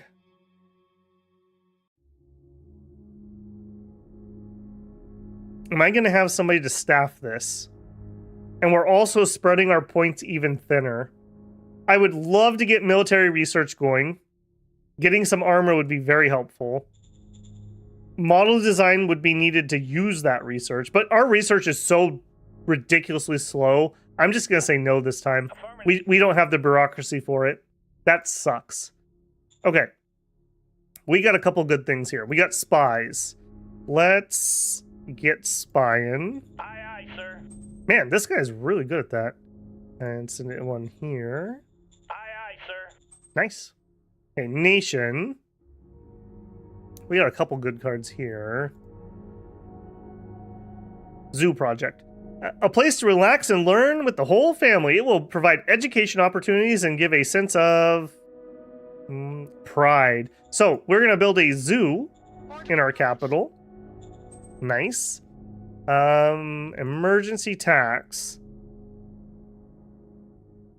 Impose a bunch of a private credit. Yeah, I really don't want to touch that. It's gonna hurt our loyalty, and we're already having problems. Labor Day. Maybe I do have a fate point. We could play Labor Day. That would increase our happiness. 3d10 though. What if we got 3? That would really suck. That would really suck. Okay, we also have some Anima Priests. If we assign these to units, they gain extra XP through combat. I'm actually going to do that. We're going to put that on our GR unit. We're going to put one of those on our GR infantry. Aye, sir.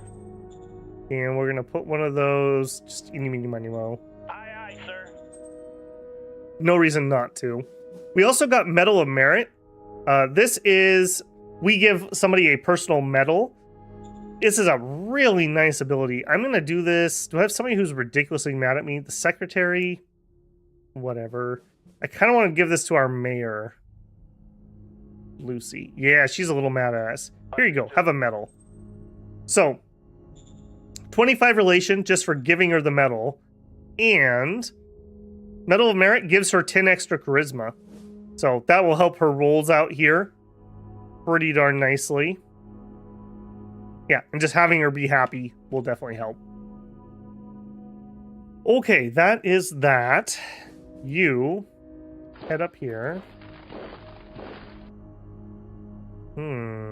Interesting. I think we can kill it down here. This is just my tank attacking. Do it. Let's go. Operation. This is a nice squad. We've got some artillery in there, and we've got the tanks. Yeah. Goodbye, bees. Good riddance.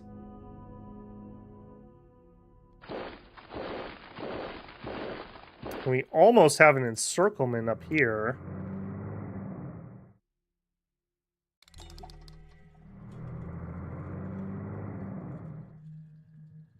Yeah, what if 2.4 to 1, 6 to 1. I'm willing to take that chance. Yes, sir. We're going in. Mission I want to keep pushing them and not give them time to get their own readiness up. For you. Oh, that's the Anima Priest. If this unit here that has them embedded in them dies, then you do lose these. So we have an Anima Priest and we have a Techno Mage. What an RPG party we're building up here. Hey, that's almost... We've almost got them out of range of my capital. And then they could stop causing me freaking unrest every single turn.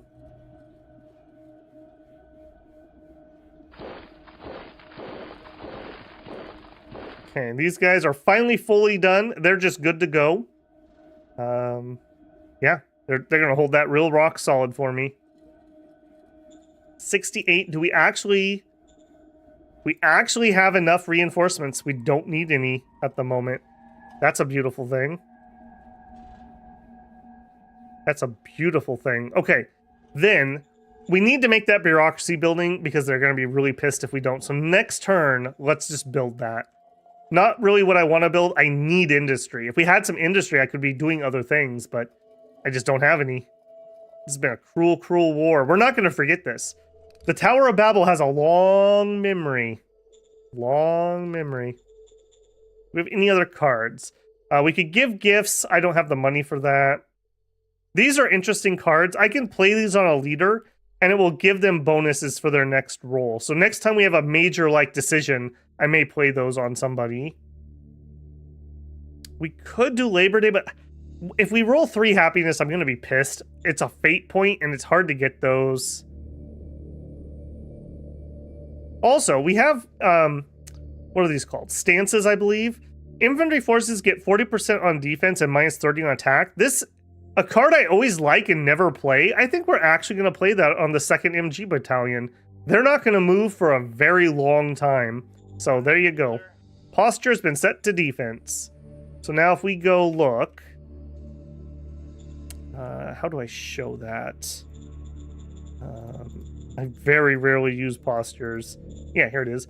Posture defense. Infantry forces get 40% on defense and minus 30% attack. So good luck dislodging me now. Have fun with that. Those are, now that we have a little more context, those are some of these cards that we can unlock down here that are kind of green. So fluid defense, this isn't one we have, but this one would give us infantry and artillery get 40% on defense. Mechanized forces get minus 30% on defense, but plus 30% on attack.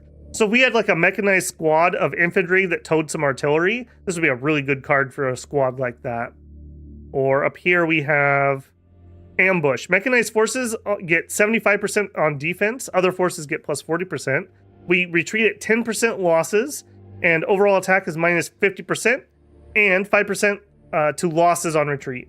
So you have all kinds of different like stances that can modify how your troops fight. They're very, very powerful in the right circumstances. Okay, our water's looking really good again. It's not worth much, but I'm going to sell it before it completely craters. Food isn't worth too much. Metal. Rares are pretty pricey, but I don't have a good income of those. We need rares to make solar panels if we get that far. Although, saying that out loud, doesn't our planet have really crappy sun? Yeah, solar panels are not going to be particularly good here, so maybe I don't care about that. We shall see. Okay, I think we might be ready to roll the turn. That was excellent turn down here. Can I have anybody that can move further? This is where having mechanized troops would be nice. We could do a breakthrough right here and get this guy encircled. That would be very, very nice. But we don't, so moot. Yeah, bad plan. I kind of rolled that on purpose.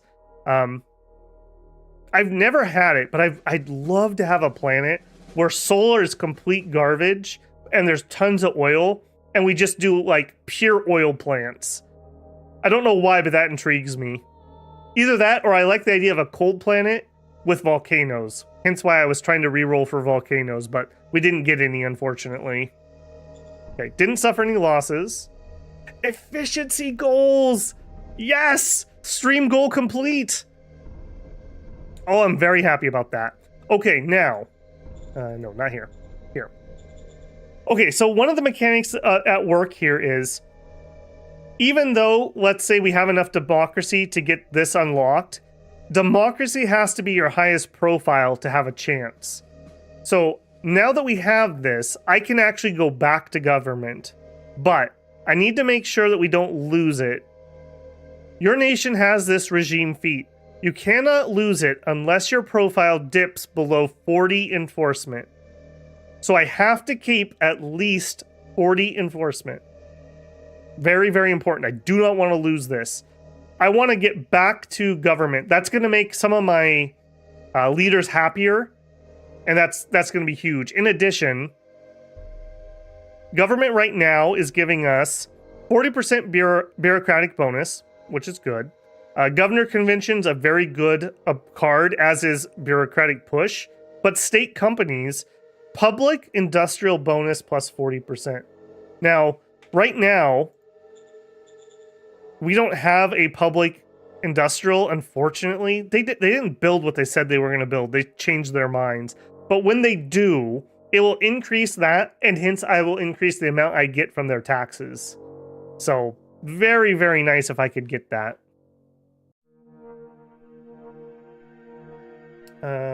Mello says, however, in real life, there are abiotic hydrocarbons, as far as I know. Yes, true. I don't know who you're responding to there, but yes, that is true. Oh, I'm so happy about that. Now we just need to draw one. Then we can start printing money. Okay, I'm already kind of leaning towards getting some meritocracy to make people happy. Look at this, +2 across the boards. And my democracy is actually getting kind of dangerously high. I do not want it to take over meritocracy. So, walkout agitator. We're getting these events, by the way, because people are unhappy. If we didn't have that happiness problem, we'd be getting some other kind of event. These are really bad. I can just lose less on these rolls. So, 1d100 plus 50 versus 150 on average. We're probably not going to make this roll. But I'm going to try it anyways. It's going to at least make people happy. This would be a good time. I think we're going to spin some of those strat cards. So, Shadow Diplomat. Assign a veteran diplomat to a leader to help with their next skill roll. We're going to target Lacey. Execute. And Shadow Spy. Assign to a master spy to a leader to help them with their next skill roll. Same. So, a kind of a heavy investment here. But hopefully, we will get a better roll on this. Do it. We rolled a 99 versus 103. Oh, so close. 1,900 workers left us. That is really bad. That is really bad. What is our population at? And we have grown ever so slightly. Epic, have a good evening, man. Yeah, I'm not going to go too much longer here. Probably another 20 minutes. We're going to go a little late tonight. I've been looking forward to this all day, so I want to enjoy it. Okay. All quiet on the Eastern Front. Reinforcements have arrived in the north. We have a little bit of a breakthrough problem here.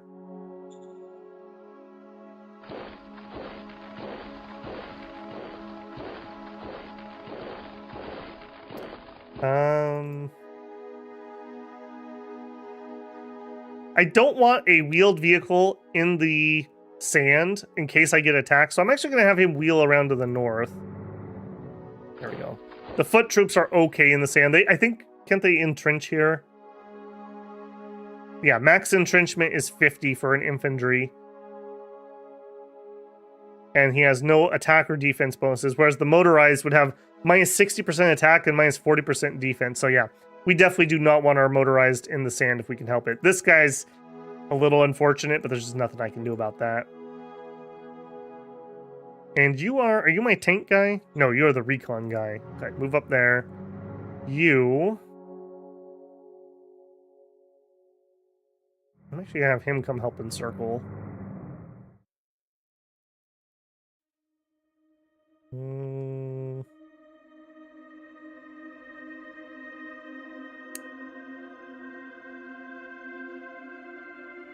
I don't want to get bogged down. I kind of feel like I should just work on encircling this guy. Let's head that way. Now, at least the one benefit I do have here is we're fighting in our logistics network, so at least I'm not having supply issues. I do notice this guy just got back within 3 again. Son of a gun. Alright, next turn we'll deal with that. Alright, we have enough points. Let's build that bureaucratic building I promised I would build, so they don't get pissed off. So, bureaucratic offices, 1 round, do it. Is what it is. Not much else I can do there. We have a little bit left over from that. We could spend like 33. Let's spend 30 IP and make some ammo. Just to make sure we don't run out. And go. Lacey will learn to talk to the plebes and not throw parties. Well, she could invite the plebes to the party. That's fine. I mean, that's not... She could invite the best of the plebes. Not everybody.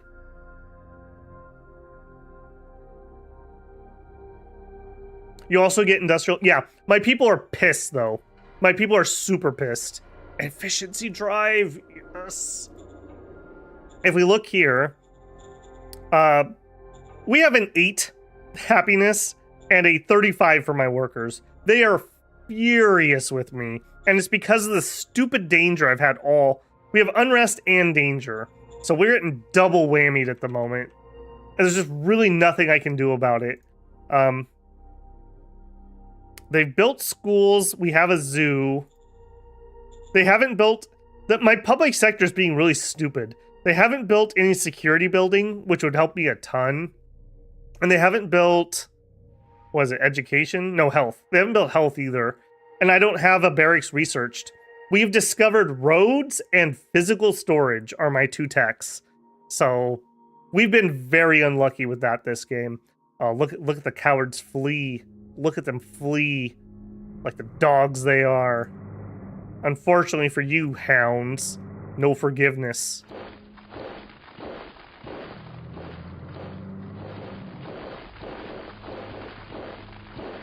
I'm going to try to encircle these idiots.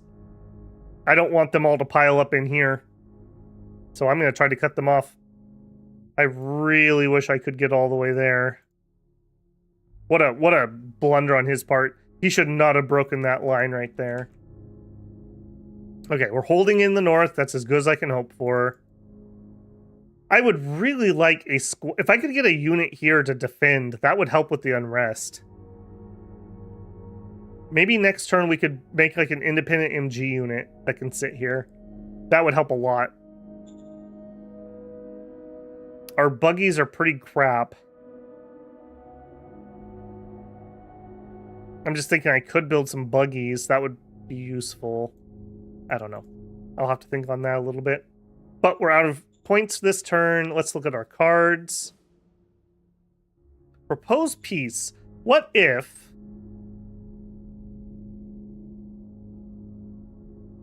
Do I propose peace with this idiot? I would still need to leave a guard here, and I don't have any other troops anyway, so maybe not. That is a vague option, though. Okay, we have a spy. Just keep working our way, getting that land figured out. Whoops. Nation.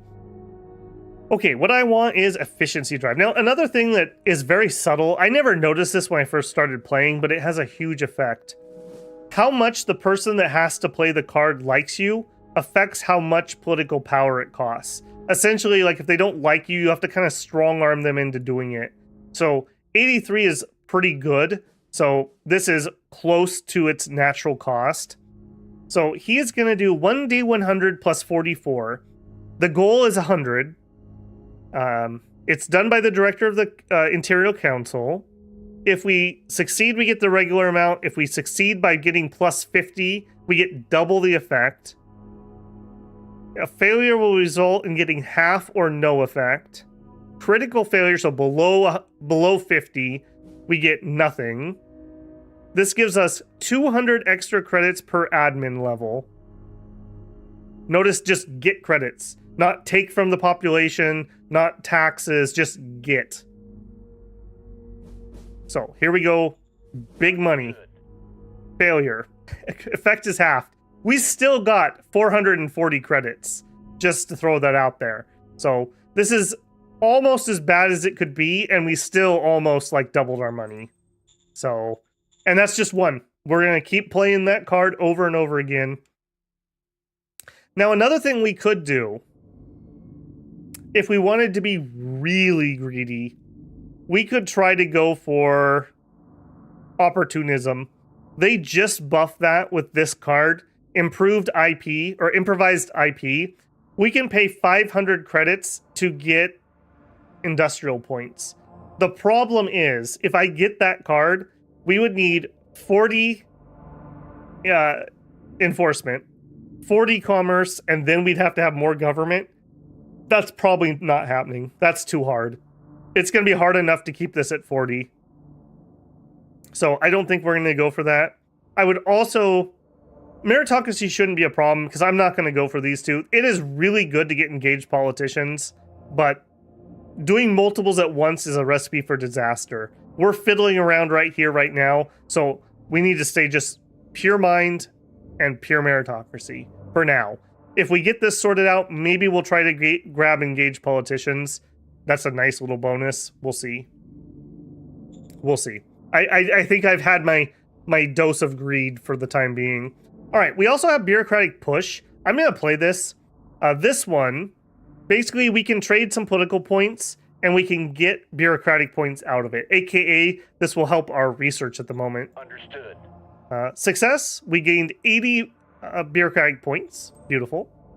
War games, I think I'm going to play that too. That's going to let our commanders get some XP for free. Understood. We succeeded. We got 126 experience on our commanders. That is really good. I think we're going to do Grand Convention too. This is going to allow us to do, I believe it's all governors. Oh, this is governors. Okay, this is just going to be my governor. I thought this was Grand Convention, which it isn't. I think I'm still okay with that. Let's do it. Understood. We failed. She still gets half. She got some XP. Not that great. That's better when we have more governors. Still have a little bit of points left. I think I'm going to save those. We do have another shadow spy. We have another priest. Let's give that to... Where's my infantry with the tanks in it? It's you. Aye, aye, sir. Just getting extra XP is not bad. All right, now if we look over here...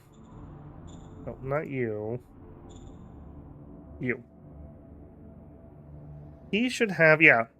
We just got him a bunch of free experience. So he has 131 experience that he can now spend. Yeah, look at this. Remember, he's a cap 1. Spent 5 XP and failed to improve leadership. Spent 5 XP and failed to improve operational command. Cap 1s struggle. They struggle. The only benefit he really has is he should be pretty focused in what he tries to level up. So, yeah, you can see here, he's using infantry tactics, offensive tactics, operational command, defensive tactics, mobile tactics, defense works. He's trying. He's trying. He's just really bad at it. CB says, my bedtime. Good night, Babel in chat. Catch you again on Wednesday. Yep, that's the plan. What are we up to?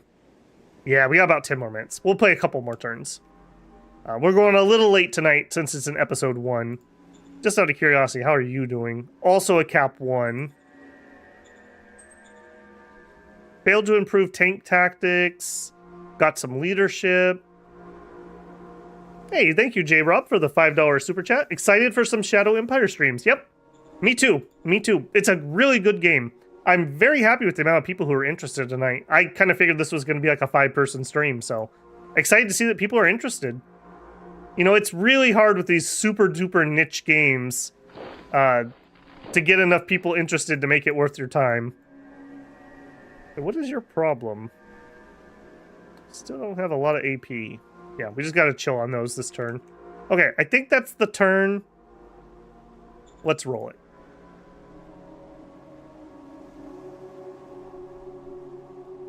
Give to militia. Does that spawn more militia? It will make the militia happy, which has a chance to let them spawn more. Ooh, metal deposit. I need that. Okay, we met our goal. We discovered barracks. Oh boy, oh boy. Got another bureaucratic push. Another medal of merit. Where'd that medal at? Oh, way over here. Oh. All right, well, nothing I can do about that in the moment. That's... Okay, now normally I would not research barracks early, but barracks would actually help me out right now quite a bit. So we're probably going to go try to research that. Our worker in Tower of Babel are harassed. A little bit of this language in this game. This is Baz Tale of a Mortal. Our workers in Tower of Babel are harassed. I hope we have more than one worker, although that would explain a few things. All right. Again, we're going to go for the meritocracy.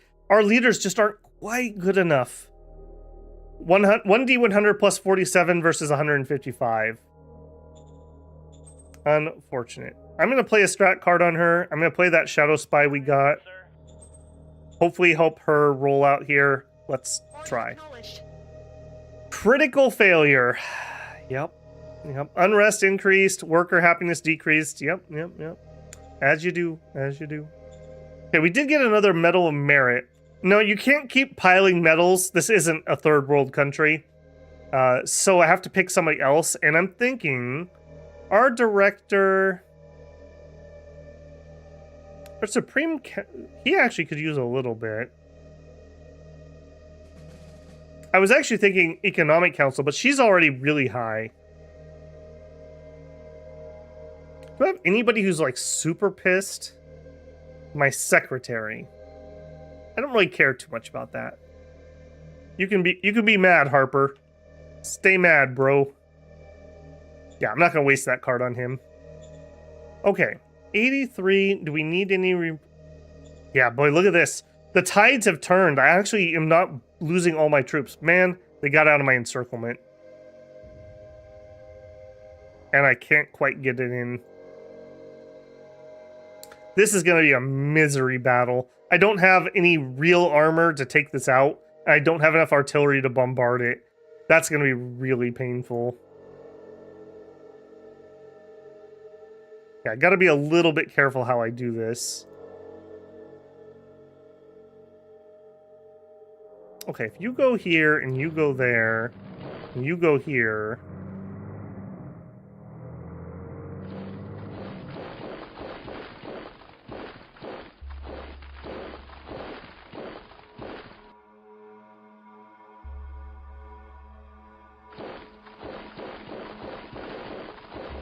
I really wish we could have captured them. They're not going to let me. They're all going to slide back into here. Yeah, we got another town right here. You guys aren't hostile, though, right? That's another scav. Relations unclear. They will probably attack me. This is warmongers. And this is not aligned. So warmongers, another scav. Now, this is partly because we put that... severe violence thing on. If you didn't do that, we might have found farmers or more civilized scavengers, nomads, traders. So we kind of set ourselves up to have a hostile world. So I can't really cry when it's hostile. Okay, 93. I really like to make a big save and build our industry. In order to build industry, we need 3 turns of 500 metal. We're not even close. We would need 3 turns of 170. So that would be what? 510? We're not even close. This just isn't happening right now. To make this happen, I would need more metal. To get more metal, I could increase our ruin scavenging, although we don't even have this fully staffed. Yeah, we're having staffing problems because people are so pissed.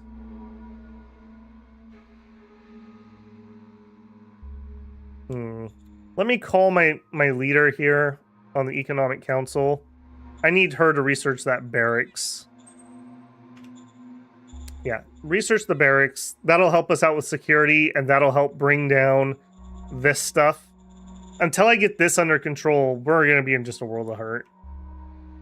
We could put a unit here. That would help. What if we raise a formation as an independent machine gun? We have 100%. Let's just do that.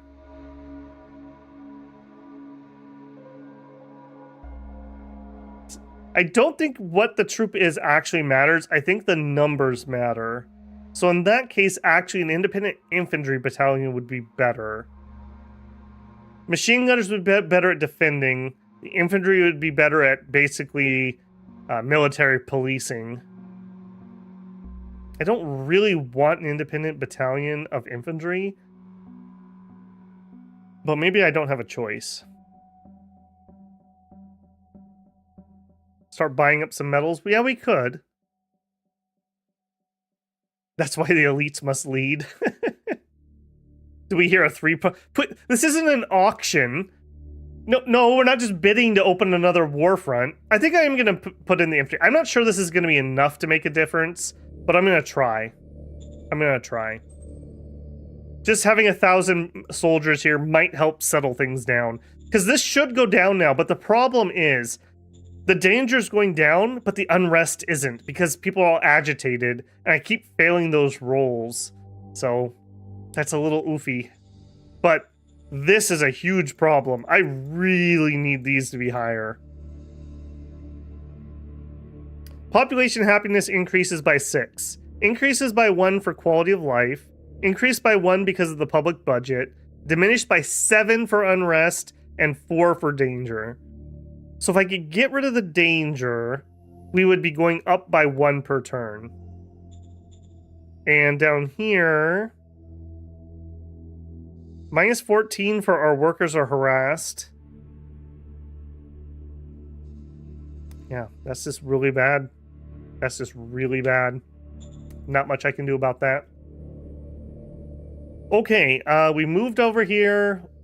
All quiet on the Eastern Front. Just wait until the tanks roll in here, then it won't be so quiet. This is quiet.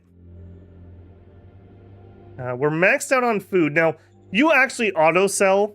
So right here, we sold 143 food for 32 credits, and we sold 278 water for 59 credits. So I could come in here and manually sell them, but this is fine. It's a trickle of money, and it'll have less effect on the cost than if I go in here and bulk sell. If we bought metals, basically 13 credits each. I mean, that would be all my money and would only give me like a turn of metal. That's not worth it. That's too expensive. We're just gonna have to suck it up. I could expand this asset up to level 3 and we could get a lot more out of it. We just don't have the workers because they're just so pissed off. So it's not worth spending it. I'd rather just save up the IP for now. Let's roll that turn.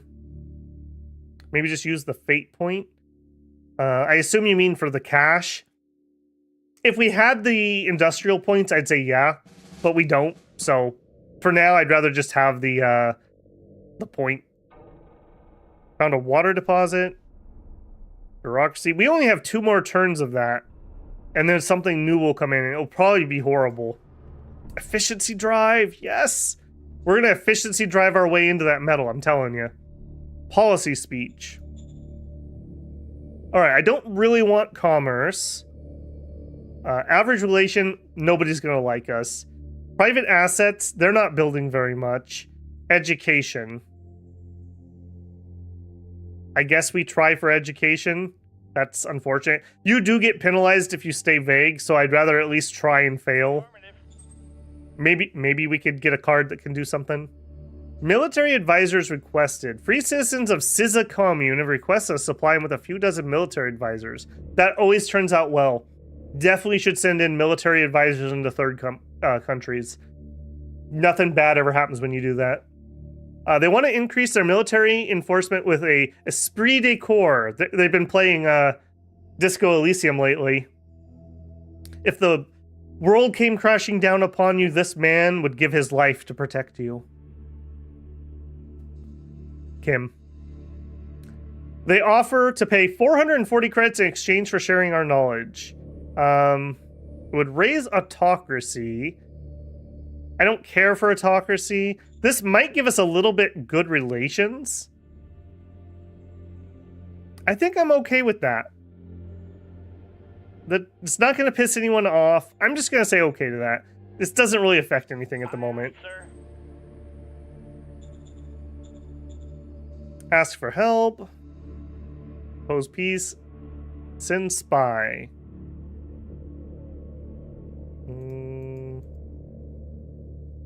Send. Sir. Aye, sir. Hey. Let's keep exploring the world via spying. We got lots of political points. Let's do a bureaucratic push. Understood. Successful roll. We got 64 free BP.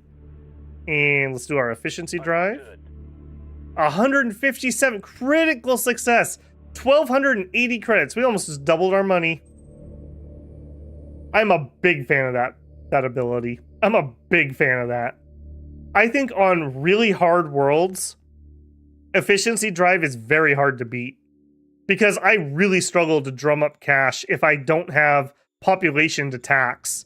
And like, we just don't have population to tax. Like, we're having major problems. So that has been really, really good. So, what is this? We'll give you a specified GR tech, all ready to be deployed immediately. Okay, so I don't give this to a person? I'm really interested in that card, but we need 2 fate points, and I'm definitely not playing pacifists in the middle of our war. That's just not happening. Yeah, I think that's it for cards. Can we get one neighbor that doesn't want to go to war with us? Well, not yet. What do we got? Non-aligned. Insectoids. There's one of the aliens. How ironic will it be if we ally the aliens? Warmongers. So, Scav, Warmonger, alien, non-aligned, at war. So, no, we have literally nobody friendly near us. Which is a little unfortunate, because we're going to need the Foreign Affairs Department to deal with the aliens, and we're not going to be able to use any of its abilities on the humans. Which is kind of sucky. Okay, I'm looking for encirclements here. And we might have one.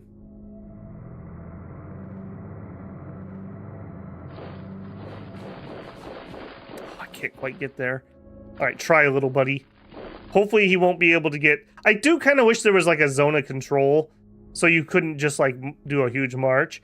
It should be noted, the hexes in this game are humongous. I believe this is supposed to be 200 kilometers across this hex. So it's not like we're literally like border skirmishing here. He could be anywhere within that 200 kilometers. These are humongous pieces of land.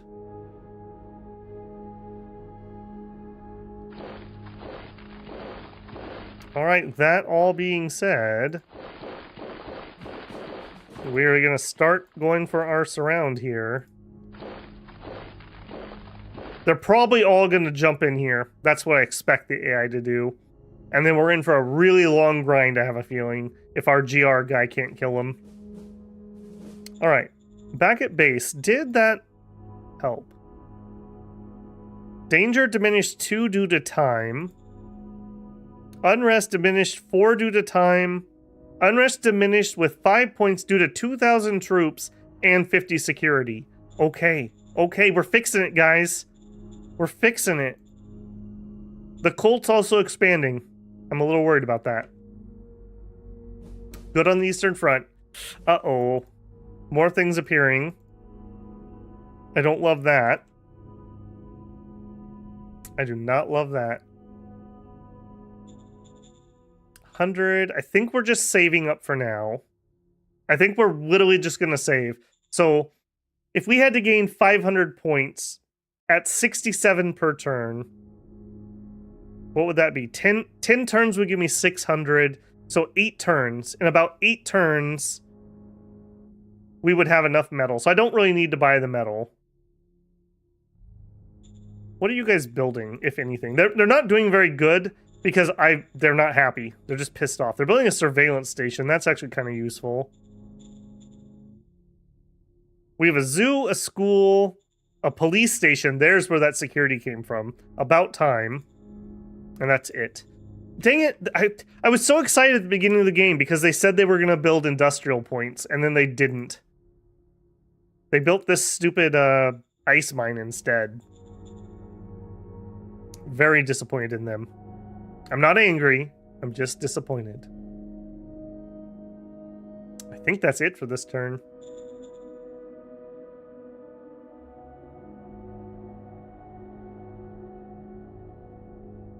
No, they're one of the 8 GR techs that are available with fate points. That's kind of cool. I've never noticed those before. Or never got that card, at least. 200 infantry. More fuel. Another thing I'm noticing is I think we do need to go normal power plant, like an oil power plant. Archaeology effort is actually vaguely interesting too. Okay, we could try to increase our income tax. That would be useful. We'll spy, some retirement. Good stuff. Increase worker happiness. I would love to. Increase education. I would love to. Yep, those are things I wish would happen. I really hope I don't have to send this unit out. I really would like them to stay here and keep calming this situation down. I also would really like this guy not to come in range of my city. Which one of those would I like more? Both. Squeezed out again. Okay, he didn't get away though. Okay, you run up here. You run over here. I gotcha. All right, where my tanks at? 39-1. Do it. Open fire. Get them, boys. We got 30 AP, 40 AP left. Okay, good. Good.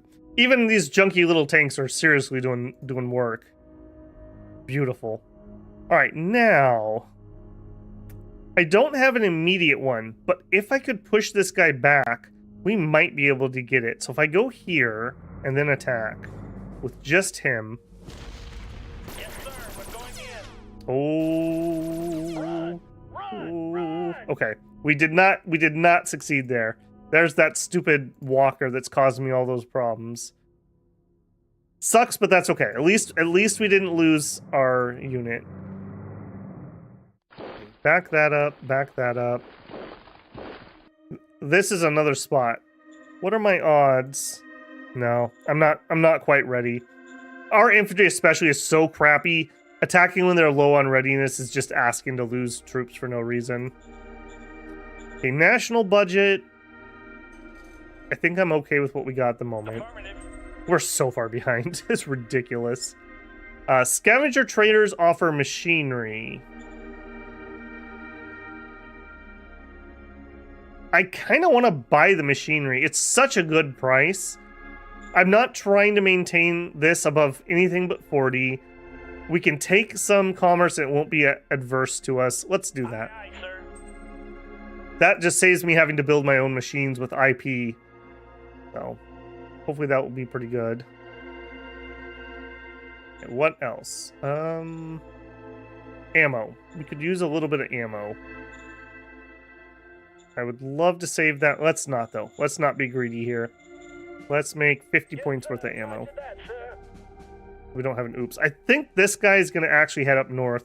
I'm getting very nervous about this. I think that's all I can do. Did we get all of our workers back? No. No. More artisanal ammo from Bubba. That's right. He's in there smoking while he's packing the shells. Offers you a cigarette, and you're like, maybe not in here, man. Killed 100, lost 200, lost 10 motorized. Ouch. New zeitgeist wanders through the land. We're entering a decade of corruption. The effect is your most powerful faction will tend to get more corrupt.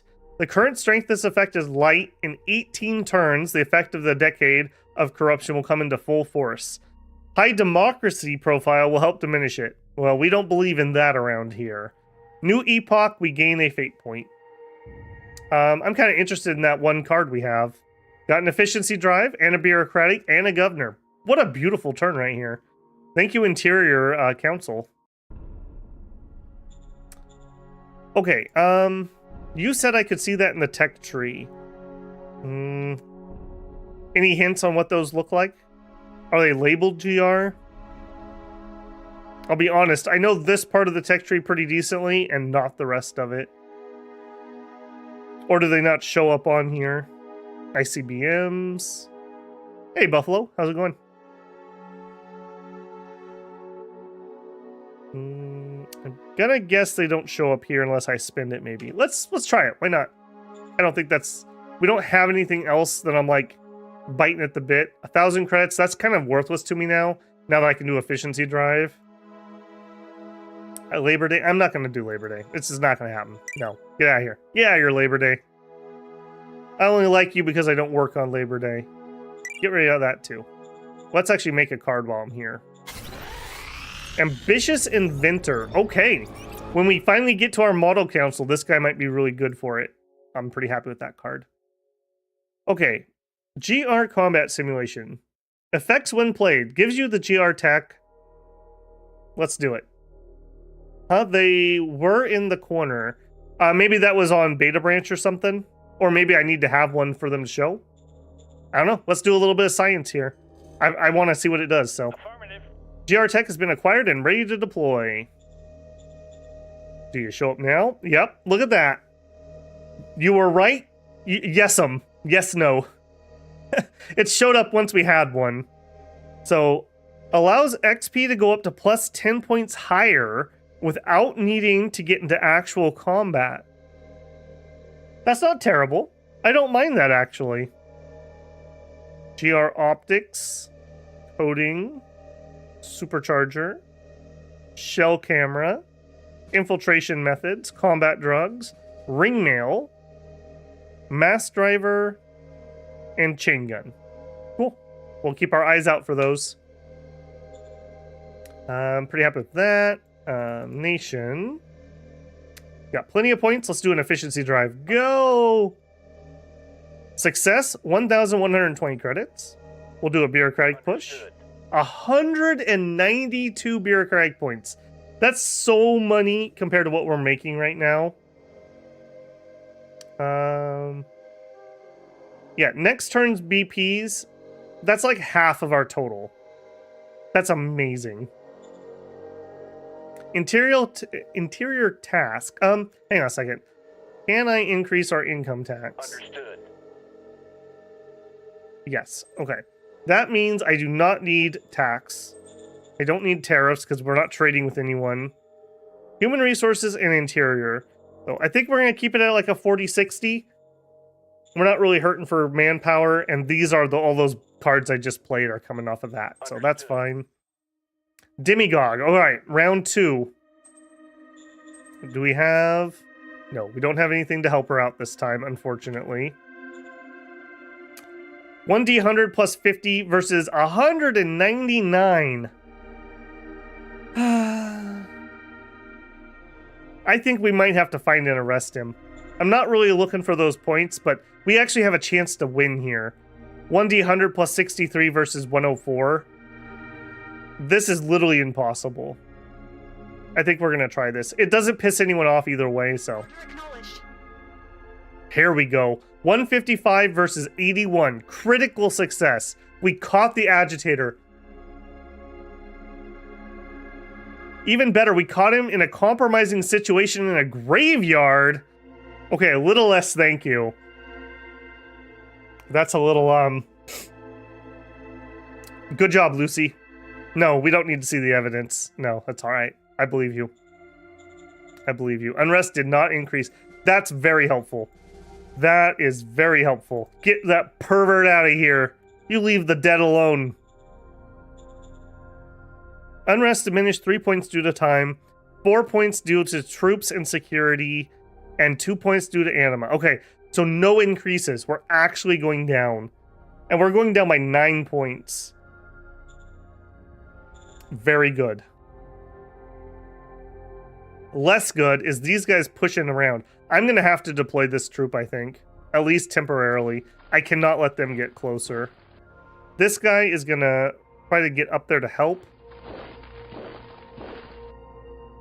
Okay, over here. You are pretty banged up. I think it's time for you just to get out of here, too. What do you got left? 200 rifles. That's nothing. You can go help guard the north. All right, we do... It's not really a good encirclement for these guys, but at least I have them so they can't get into town.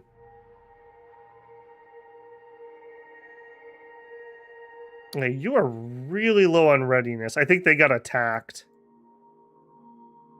Not much I can do about that. I could attack myself. Or I could move over here and keep him safe. I think I'm going to go here. and we're just gonna chill. I'll have a better attack next turn that way. We're just gonna chill here. We have plenty of reinforcements still. That's at least something. At least we're not, like, churning through manpower. Ammo's fine. I think we're saving. We're getting no recruits either, by the way. The citizens are too pissed off to sign up.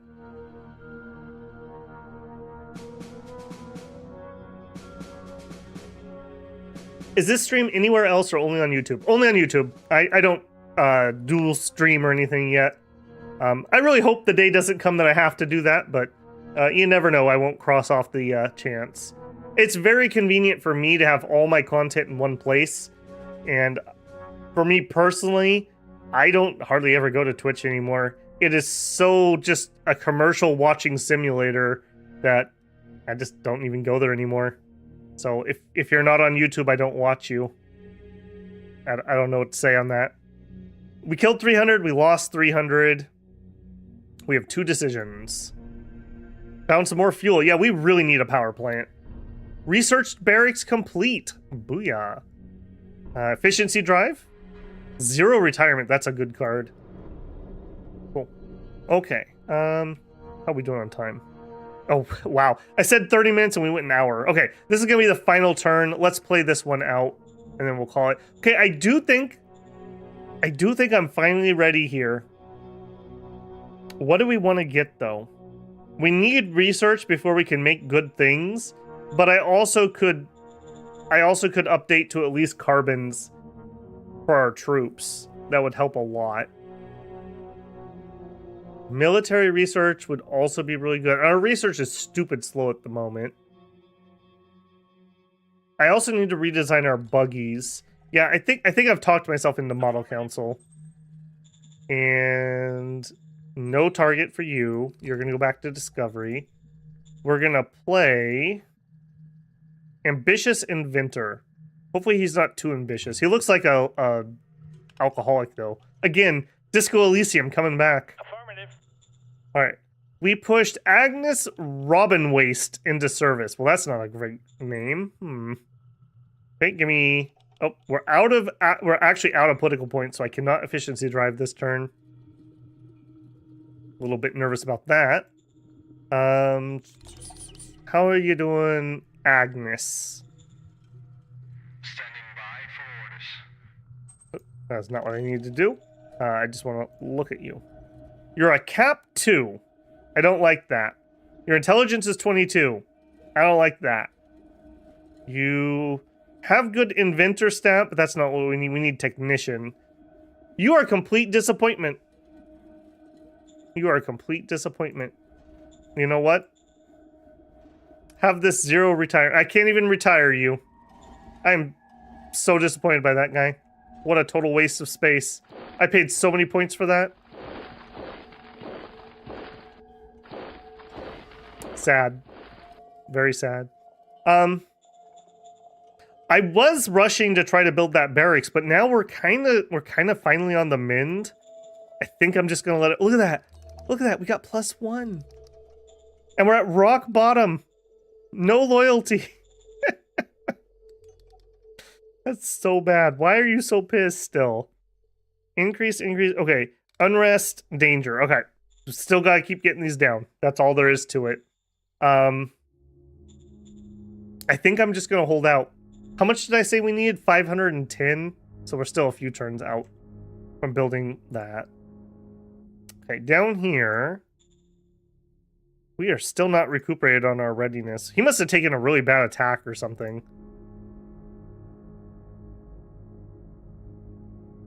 If I did, 9-1.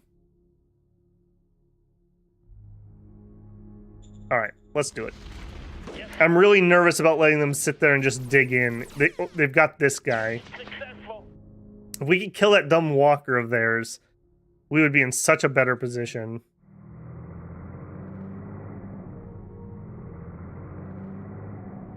Yeah, let's keep him separated. We also have some artillery. You know what? Screw you, buddy.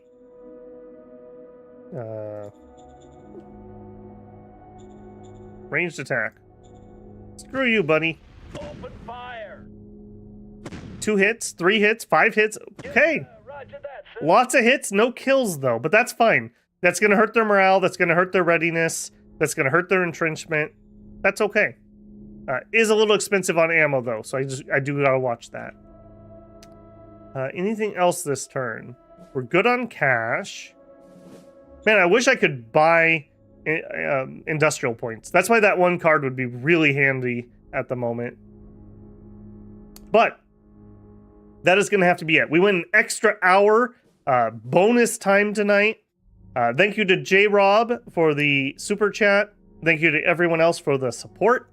Plan is we'll be back on Wednesday. Same time, we'll start at 6 p.m.